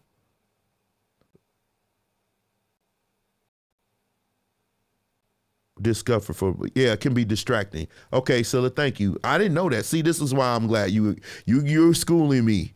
I know it now. But we don't need to get a medication. We know that can mess with it. You spend most of your day sitting. Do you guys understand this one? I've never heard of this one about you sitting too long. Man, I hope you're watching this because the ladies are schooling us and it's going to make us better. Then we're going to get to you.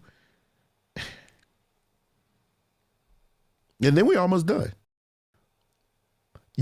Now this is dumb. You wear high heels. Come on now. Really? Do y'all believe this one? I think this is cap. I don't mind. She says you got to be go back puppy. Okay. That explains why she's scared to go because of my. So that's what I was understanding. Do you think sometimes that person could be just you need to go pee, or is it actually you know, the guys are happening? I don't know. Here's the last one. You're too focused on results. Now this one I agree with. Check this out. I think when you're dealing with sex, now this is, look, y'all helping me out tonight, but I just think when you're dealing with sex, you don't go in expecting anything. You just want to have sex. You exploring your bodies together, which is why it's really supposed to be for you and your husband. But right, Falcon, that we know that, but I'm just saying. So you focus on the results. Like men, we do it too. Men, believe it or not, men, not all, but some men are nervous the first time. Like if your honeymoon night, we decided to wait, right? That man is going to be nervous. Why? Am I a nice size for her? We know we're a nice size, but we don't know if she was with the Rock of Gibraltar. We don't know what she's experienced before us. So we kind of thinking, do we live up to that? And then when we getting into it, we like, okay, that first second, I'm not going to make noise or anything, but fellas, y'all know what I'm talking about. That first second, after the foreplay is done and it's time to make this thing real, it's that reaction that we look for. If it's the reaction that we want or we expecting, I wouldn't say expecting, but it's the reaction. And if that's it, then we know. But I think we should get away from even looking from that reaction. I think especially if it's your wife, definitely your wife, you already love her. Y'all in this journey together. But it brings me back to point one. You probably already sailed that ship already, right? Okay, I didn't know that, Susan. Thank you. But I think we do get too focused on results. That's men and women. So that's why women.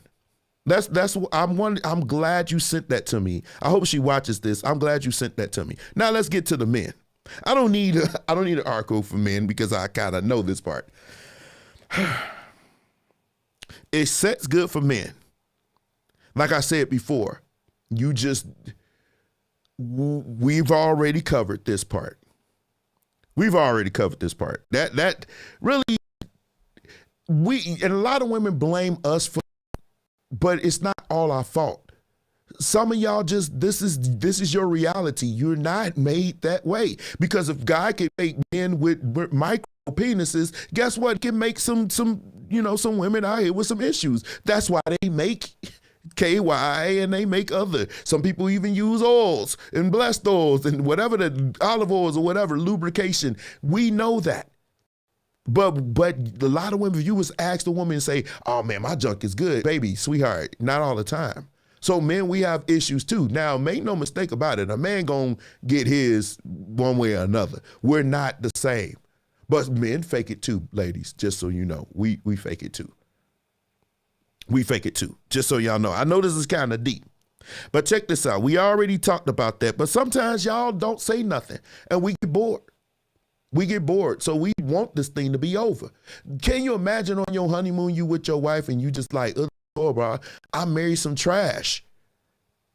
Now, y'all know how men are physical. Do you not think that's going to happen? I mean, be an issue? That's why a lot of men are saying, I need to try it before I marry it, because they already know what's going to happen. And if you say, you can't tell a woman her junk is trash because you know. Emotional damage. You said, oh my God. This feels like, I don't know what that means, Jeremy. Oh my God. You trying to get me killed on my own live, my boy? Wow. He said, so look, and I think this is a good conversation. I'm enjoying myself. But here's the biggest thing now here. One of the many, the elephant in the room. Nick Cannon actually brought it up, though. I don't know if y'all can see it, but I can make it bigger if you want me. Let me know if you can see it. I'll make it bigger for you. Pause. Cannon, he says 80% of the women probably need assistance when it comes to female hygiene. Okay, ladies, let me explain this to you in the nicest way possible. Some of you, not all, and I know you're going to blame us for your whatever, but some of you, I know for a fact you ain't doing what you need to do. One of the biggest turnoff for a man is if you take that off and it smells like soot, watermelons, rat infesting, and tuna fish sandwiches. We don't like it. It is an instant limpage. We can't even perform. Now, some men, they're terry through it and they'll cover their nose, but it is an issue. Now, if we've never had sex at all and I haven't touched you since our wedding night and them things come down and then that comes out into my nostrils, that's a problem. And that's an issue that most men won't even tell you about. We're just, some men, like I said, they're persevere, but that is an issue to some of you. Not, I wouldn't say 80%. That's a high number, Nick. But it is an issue. I don't think it's 80%. But some of y'all thinking, because honestly, it seeps through your clothes. It is not, and I don't know how I understand, smell it, but imagine what a man telling us, you want us to go down, no, the falcon you don't. We're not finna come up here looking like St. Nicholas with white all around there because you got some situations happen. That's not gonna happen. And a lot of men, we don't tell you. That's an issue. I'm not finna, look, it's some issues. It could be somebody else, maybe you for the streets, but that ain't got nothing to do with us. If I married you, my wedding night, you need to smell like a rose full of plums or peaches or mangoes, which is my favorite fruit. Something needs to happen. Now, I was told that you can eat fruit and it kind of helps. Whatever. You said that's why that thing felt run through. And men, if we could be honest, that's one of the issues with men in their sexuality with some women. Your junk stink. You need to do something about it. And that man ain't saying nothing. Fellas, I think she ain't gonna have no problem telling you. You need to tell her. This ain't right, sweetheart. Go. Now, back in the day, and I'm gonna say this and then I'm gonna move on because I know this may be uncomfortable for some ladies, and I understand. But back in the day, when you used to come home from a date and they used to go in the room, musty balls are an issue too. Of course, musty balls are an issue. Of course, musty balls, you should wash your balls. They actually got stuff for balls. They got wipes for balls. You can do everything to your balls. You can wipe them, wash them, whatever. But back in the day, when ladies, they get home from a date, they be like, I need to go freshen up. Y'all heard that before. Let me go freshen up. You know what that means? She finna go handle her business because she know that honey pot about to get ravaged. So she gonna take care of it. But some of y'all not doing that. Y'all calling a dude over at midnight. Why you didn't take a shower before he got there? Why you need to do something before he got there? That ain't sweet. That's not sweet. Man, I'm all for marriage. I'm totally okay with people waiting to marriage. We gonna get into that. But I'm just talking to people because we know some of y'all doing it anyway. I'm just trying to help you. And we ain't even gonna, we know we should be protecting each other because it's monkeypox. I found out monkeypox was actually passed through sexual contact. Let me see it real quick. Is it sexually transmitted?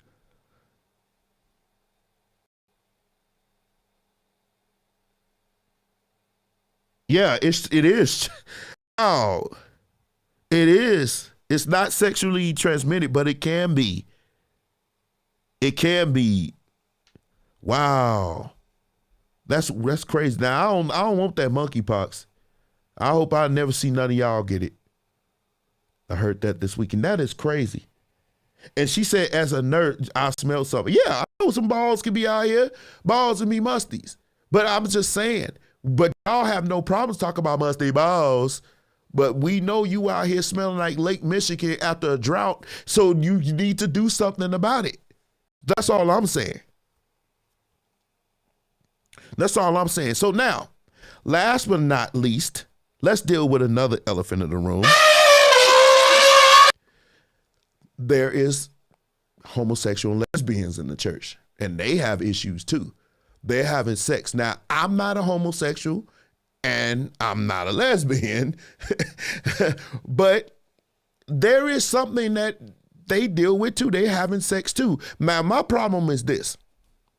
Why is it that it seems like, now it could just be me. Homosexuals and lesbians, they could be open and you see them in church and they do their thing and they walk around, they trollop around. Nothing happens to them. I used to live with a woman and the pastor of the church threatened to sit me down because I live with a woman. But two homosexual men, they could be roommates and nobody say nothing. Is that not a double standard? Is that, now answer me, is that a double standard? If I'm living with a woman, and okay, even though the Bible doesn't say you can't live with a woman, I know they used to use that, for the even appearance of evil, why are you in my business? But nevertheless, I got it. Okay, I shouldn't have been living with a woman. But you were ready to sit me down. But if the choir director was gay and had a man as a roommate, nobody did anything. Is that not a double standard? That's the elephant in the room that we deal in the church. Since we talking about sex in the church, that's one that nobody ever talks about. You got, well, that's my roommate. You know they together, but nothing ever happens to them. But let me get a woman pregnant and I'm going to get sat down and she going to get sat down, which brings me to this next point. How, yeah, it is a double sin. Sin is sin, wrong is wrong. I believe that. That is it should not be a double standard, but it is. In the black church, it is. Women can have roommates with women and nothing, nobody would say nothing. But the man, which is natural, which if you are a Christian, you believe man and woman is natural, doesn't make me homophobic. I didn't go at them. I didn't. So for those of you homophobic, just shut the falcon up. I'm not being homophobic, but the natural order is man and woman. But if I'm with a woman, down. But when I'm gay, if I was to come out and say I'm gay and this is just my roommate, nobody says nothing. I'm not sat down. In fact, I'm elevated. Why is that? What up, Tyrone? I enjoyed you yesterday, by the way, man. You're amazing. Definitely a double standard. It is. So how does the church go about dealing with it? We dealt all this sex. So now we dealt with all this sex. We understand why it's so addictive, because there are people out here that know everything we just covered. They know positions. They know how to work those positions. Some, they got some great attributes dealing with oral. They can make you hit the roof. Some women got great attributes. She can make you hit the roof. We know that. So now we know why it's so addictive. We know why so many people, especially our youth, are into sex. We have been telling them for so many years, just don't do it. But once you've experienced sex and it's been good luck with that. They're going to continue to do it. And we talked about all this. Hopefully this helps you with your husband. I'm not condoning you going out here having sex with nobody. That needs to be for your husband. It really does. It really needs to be for your husband for a host of reasons. You do not want to be attached, ladies, to a whole lot of men out here. You don't need to be doing that. There are some ramifications that we ignore. You have higher levels of oxytocin. That means you're going to create a bond with every man that you pretty much lay that what's that called? Breaks your back or whatever we say, blow your back out. You will have some kind of attachment with him. That means you had a climax, you had an orgasm with them. So I'm no way condoning sex before marriage. We know it happens. We know it happens. But I'm not agreeing with some of the ways the church deals with it. I'm going to go all the way back. I want y'all to check this out. We going to go all the way back. Check it out. You might know him. Come over here. Hold this church, don't make no difference where it is. A boy, girl is a drawing card. Yes. The boy won the preacher. Yes. Go to him for counseling about your husband and wife. They tell you nothing.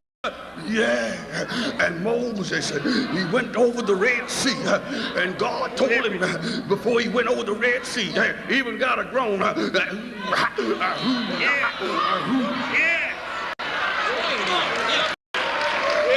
but a show. That's all it is.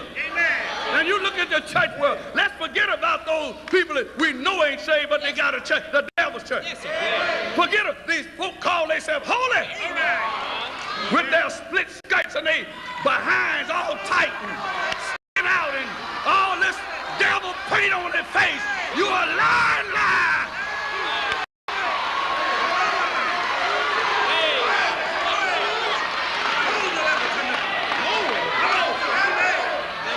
The pastors, many of them done backed up. Amen. Some of you preaching and not gonna preach your way to heaven because you're a cigar sucker, a cigarette smoker. Amen. Going with some of the women in the church and having babies by them. I know you, you devil, you, and still up trying to preach to somebody. You nothing but an old whore and whoremonger in the church.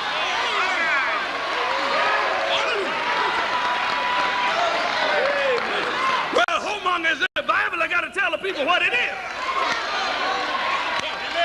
I got to tell the people what 69 is. Oral sex. You buzzer chew.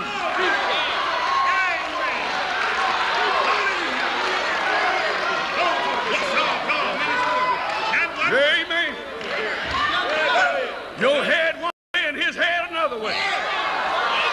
You're a lying devil, you. You done got sexes all over the sexes everywhere. They done come all the way out the closet. Amen. A man on the stage. All he got to do is walk in and start singing. And folks will get naked and pull off their clothes and want to wet all on people. And you sex orgy maniacs. You're nasty, nasty, nasty devil.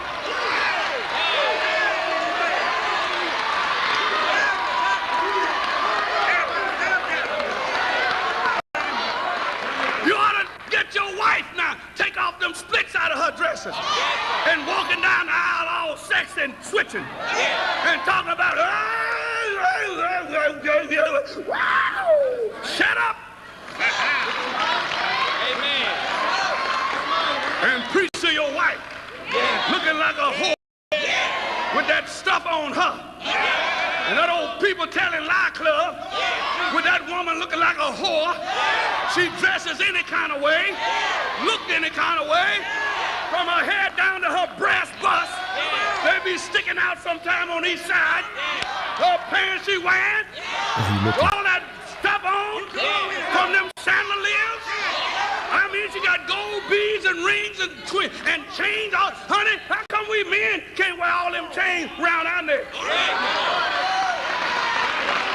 come you women can cut yourself down here and wear your dresses low, but we men got to be covered up.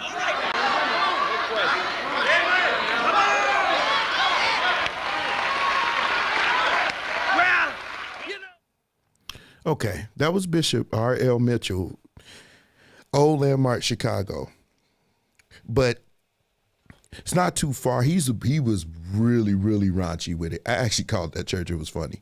But he's no longer with us, but he was real raunchy with it. I mean, one of my friends told this story where they called this girl up. She had been dating a man. He was like, so you've been going out with this boy? And the lady was like, yes, you love this preacher. I hated it. Absolutely hated it. It has no place. I wish you would call me a buzzer. I'd have been at your church that next day. And all faces in the audience wouldn't have been able to stop me.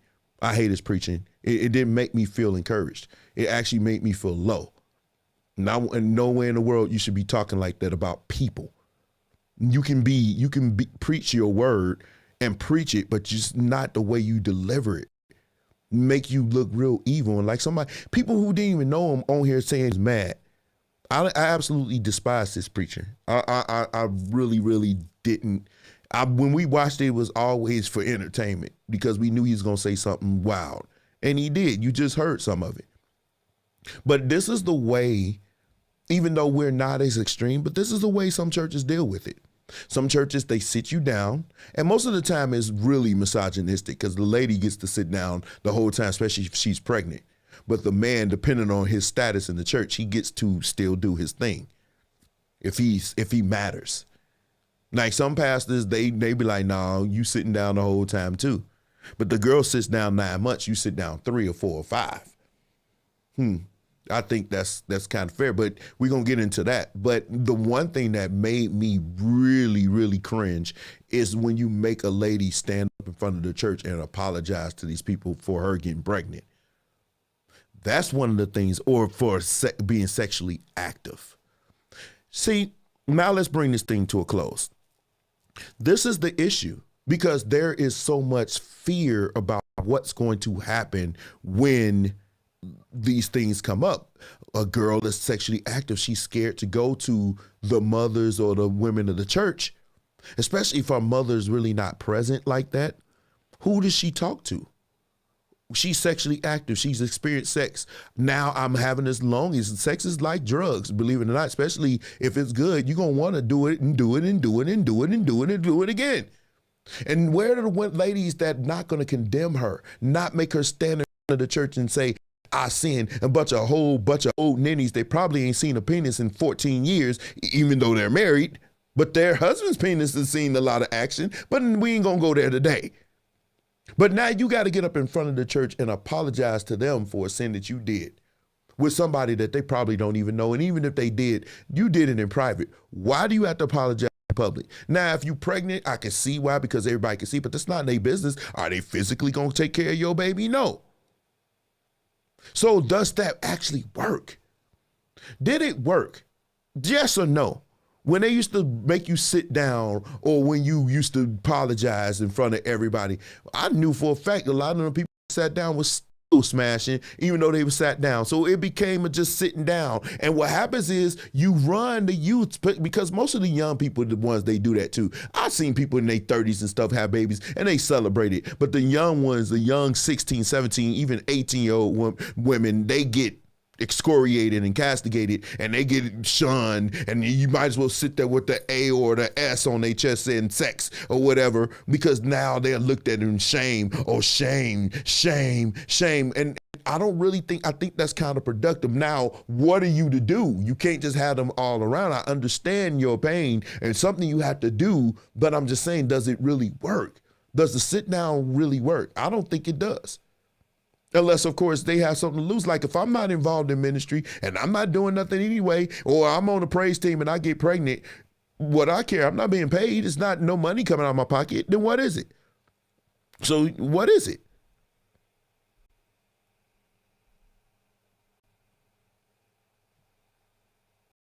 I don't believe if it was presented on cotton candy.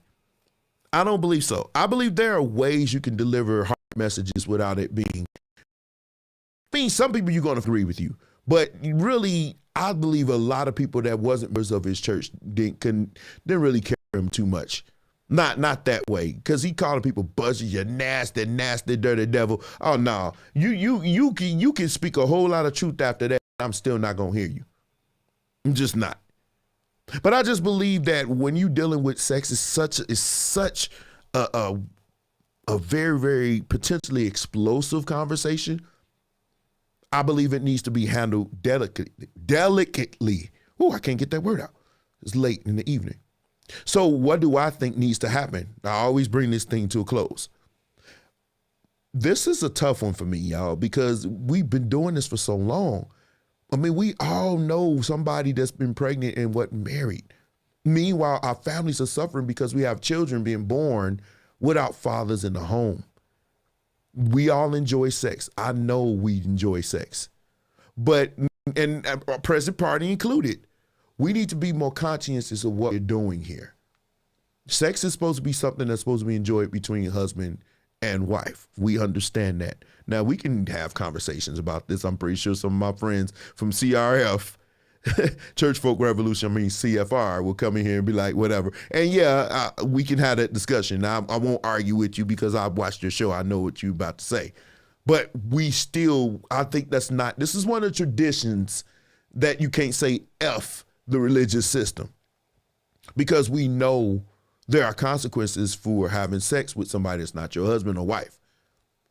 And some of them can be really grave. Like I said, children without a father, children with a mother that's not ready to be a mother, children without a father that's not ready to be a father. And most of the time, those fathers will jet because they're not ready to be fathers, and no rights before and to say, I don't want to be a father, so I won't be. We still have to, there are consequences. So I think there needs to be, the church, there's really nothing we can do, to be honest, except for try to help them, because they need to have somebody to come and talk to. But if they're going to have sex, really, we need to encourage their parents to be better parents and teach them about this thing.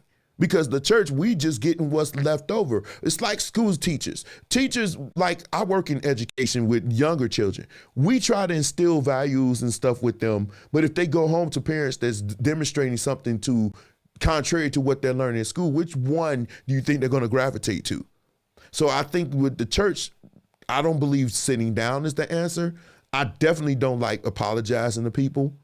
I think it needs to be more open door. We need to have discussions, more candid discussions about these kind of issues. And I just think that because we haven't been having them, we've just been telling kids don't have sex. But once they experienced a lot of what we just talked about today, they're not going to want to listen to you. And especially if their parents isn't okay with it. Their parents are okay with them we don't even teach contraceptives. We don't, because I believe you will probably never see a church that sell condoms or birth control for women or anything, because we just taught not to do it. And I don't think you should. That's kind of radical, but you get what I'm saying. There is no open door conversation about these sexual urges that especially younger people and even people my age, we have. And people my age, you got finances, so you can definitely just jet off somewhere and do it. Children, and that's what I'm saying. That's the point. Children will do what their parents allow. They would do what their parents allow and what their parents do. So I believe we, the church, should encourage children, the parents, or help them. At Powerhouse, when they have a baby, baby dedication, he always says something, and then the church says, we will assist you. We will help you. We will do that. That's part of it. Our job is to assist. But it has to be in spirit. So I guess if you can rebuke the church, you would basically say, are we actually assisting? But we don't know, because if the parents are not teaching their children the hard truth about having sex before you get with the person that at least you really, really see something in the future with, because nobody's going to be virgins. I mean, for crying out loud. Unfortunately, I know 12-year-old children, girls out here that's out here. Unfortunately, it's very sad, but it happens. So what you gonna do? You have to educate them on why they shouldn't do it, Why? Especially, we could go Kevin Samuels. Listen, I know y'all don't like to hear it, ladies, but your body count matters to men. It's a double standard, but it's one of the few we enjoy. That is something that you can instill in your child. You say, hey, eventually you want to get married. You don't want to be out here. Do you want to? Well, first ask them, do you want to be married one day? And if she says yes, then you talk to her. Listen, the kind of man that you want is not going to want a woman that's been run through all those times. And with men, you had a conversation. Do you see yourself with this woman, marrying her? Because if you get her pregnant, that's 18 years of your life and longer, and you're not ready. You're only 18 years old. How are you going to provide for this child?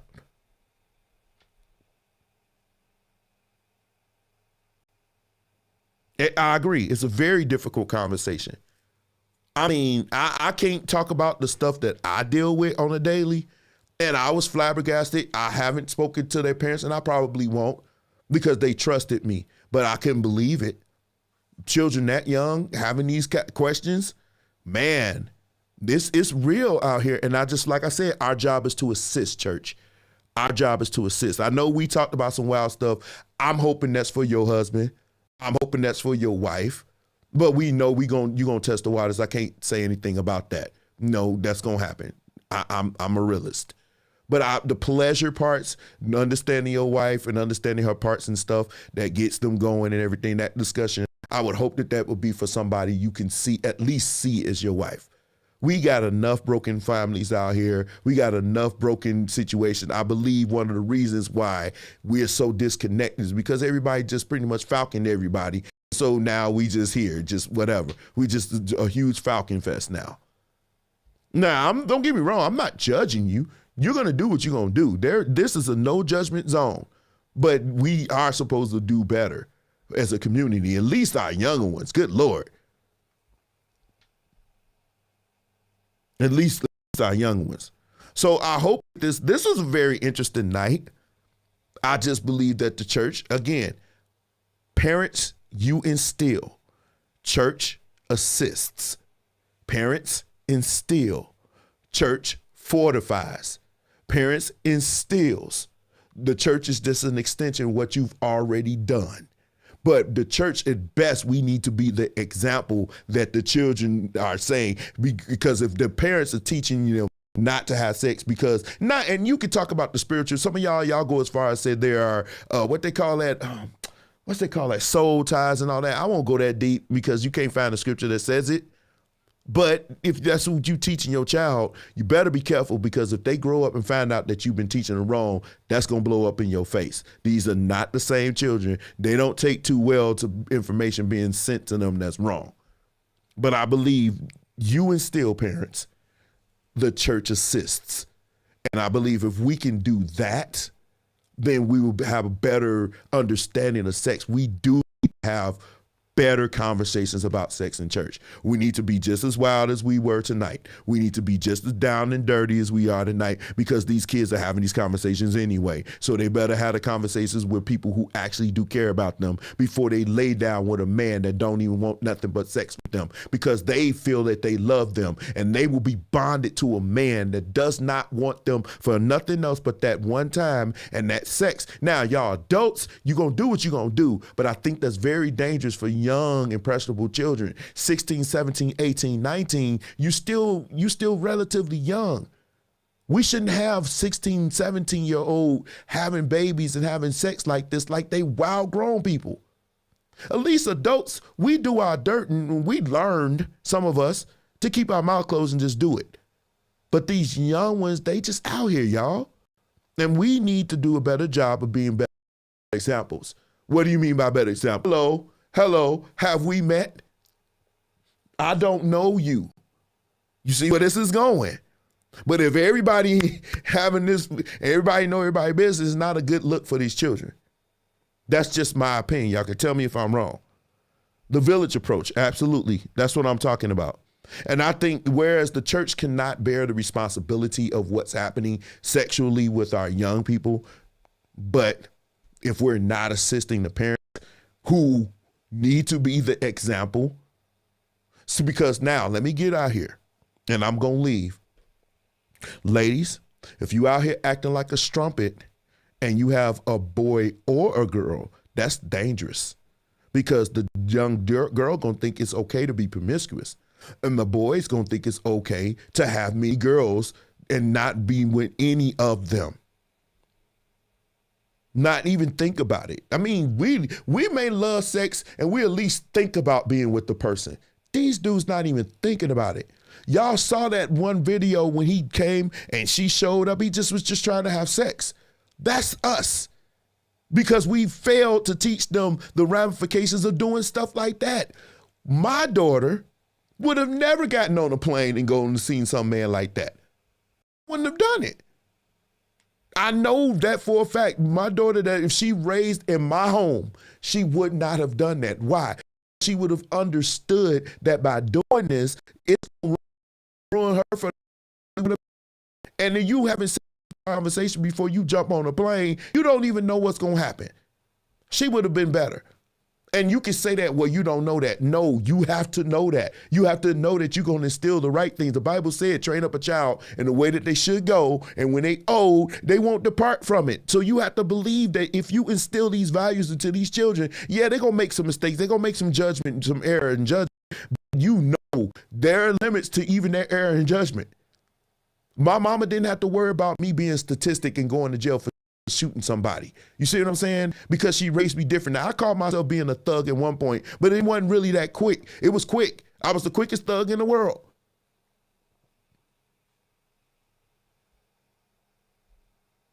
Let me see what you're saying. Plus, these parents talk about other people. Exactly.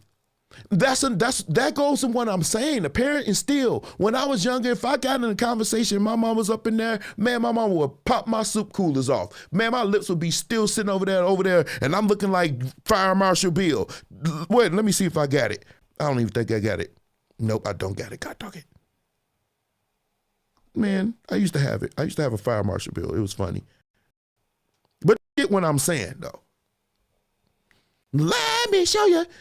My head would be somewhere else. We did not get involved in adult conversations. Even when I was a teenager, my mom would be like, don't you get in this conversation? And we would just play video games. Adults had conversations like these. But now, my father actually had to talk with me, the real talk. I mean, I know it can be difficult. I mean, ladies, now I'm about to go, but ladies that have boys, is it difficult to have that talk with them? The talk. Y'all know what talk I'm talking about. Is it difficult to have that talk with them?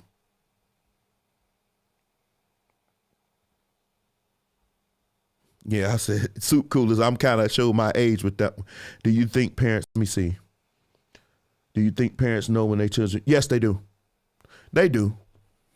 Girls usually become more attached to the boy. Y'all seen the movies, even movies show, they really demonstrate. It was this movie with Mark Wahlberg, right? And he was with this chick and he took her virginity and she was so protective of him after that. She was so attached to him. Yeah, they know. Because you become ultra attached to that dude. They know. We know. Parents know. We know as family members. We know. Boys is a little bit different because we talk about sex so much we don't even know. And a lot of us, we be like, well, I'm having sex. Stop the cap. And you really not. Okay, not difficult. Okay. But I think, like I said, the church assists. This is how we fix it.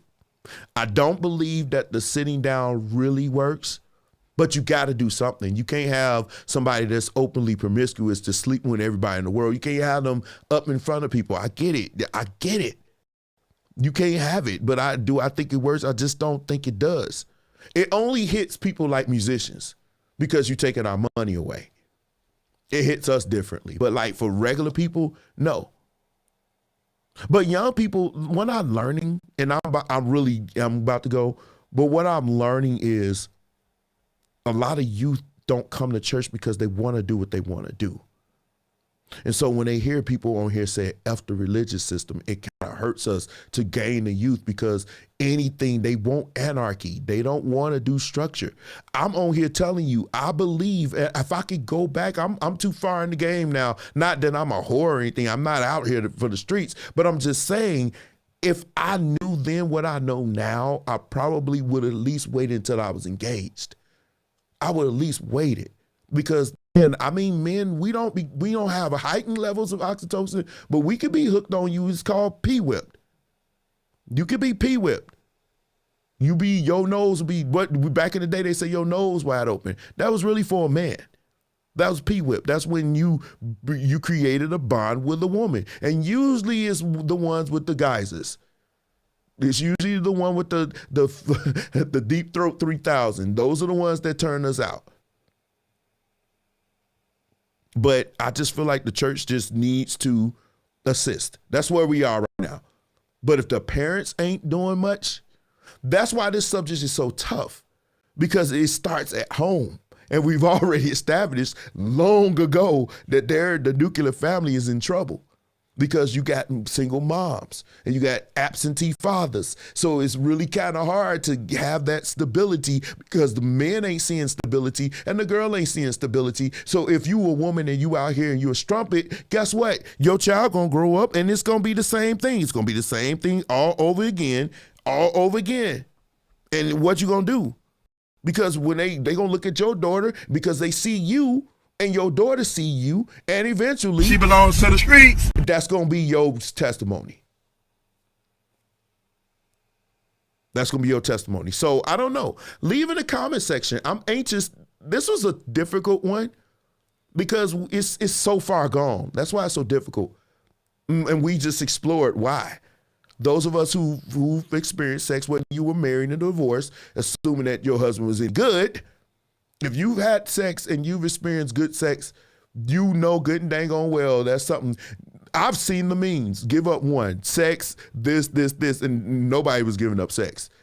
I love chicken wings, but sex would be before that. That's just how potent if it's really, really good. You know, we ain't get into all the fetishes stuff. I wasn't gonna go that deep. Good Lord. Some of y'all, I'm wondering, you might need to see some help for real, because I even Jesus was looking at y'all like, really? This is what we doing? But anyway, what did y'all think? Did y'all enjoy this live? I know it was fun, but did y'all enjoy it? Did y'all enjoy this live? We talked about a lot tonight though.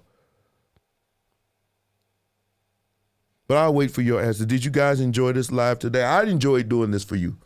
And it took a lot of, I was like, am I gonna do it? Am I gonna do it? How far am I gonna go? So I tried to keep it, relatively clean. But I wanted to make sure you guys, okay, good. Thank you. Next week we back at it, y'all. Next week we back at it. I'm enjoying, you know what? Let me say this. I do enjoy the fact that you guys are so actively sending me things to talk about. I really, really enjoy that because you make this thing so much easier. Like sometimes where I'm like, man, do I really want to get this show together? But then I see the stuff that you guys send me and I'm like, whoa, you guys make this enjoyable for me. And I really, really appreciate you guys that send me stuff to talk about and send me titles and stuff that you want me to touch on. And I got to get to some of you, and I still already put them in the folder for next week. So don't worry about it. But I just wanted to say that to you. Without you, I probably wouldn't do this as much, but I do enjoy doing this for you guys. It is fun. It's actually a stress reliever for me. It gets me to speak my mind about a lot of stuff. And you know the crazy part about it, and I'm going to go, I promise you I sound like these preachers. But when the pastor of the church, he said, I see you going live. When he knows what I'm doing and he understands and he's cool with it, that means a lot to me. Because some pastors, they don't want you to say anything. They want you to just be a puppet.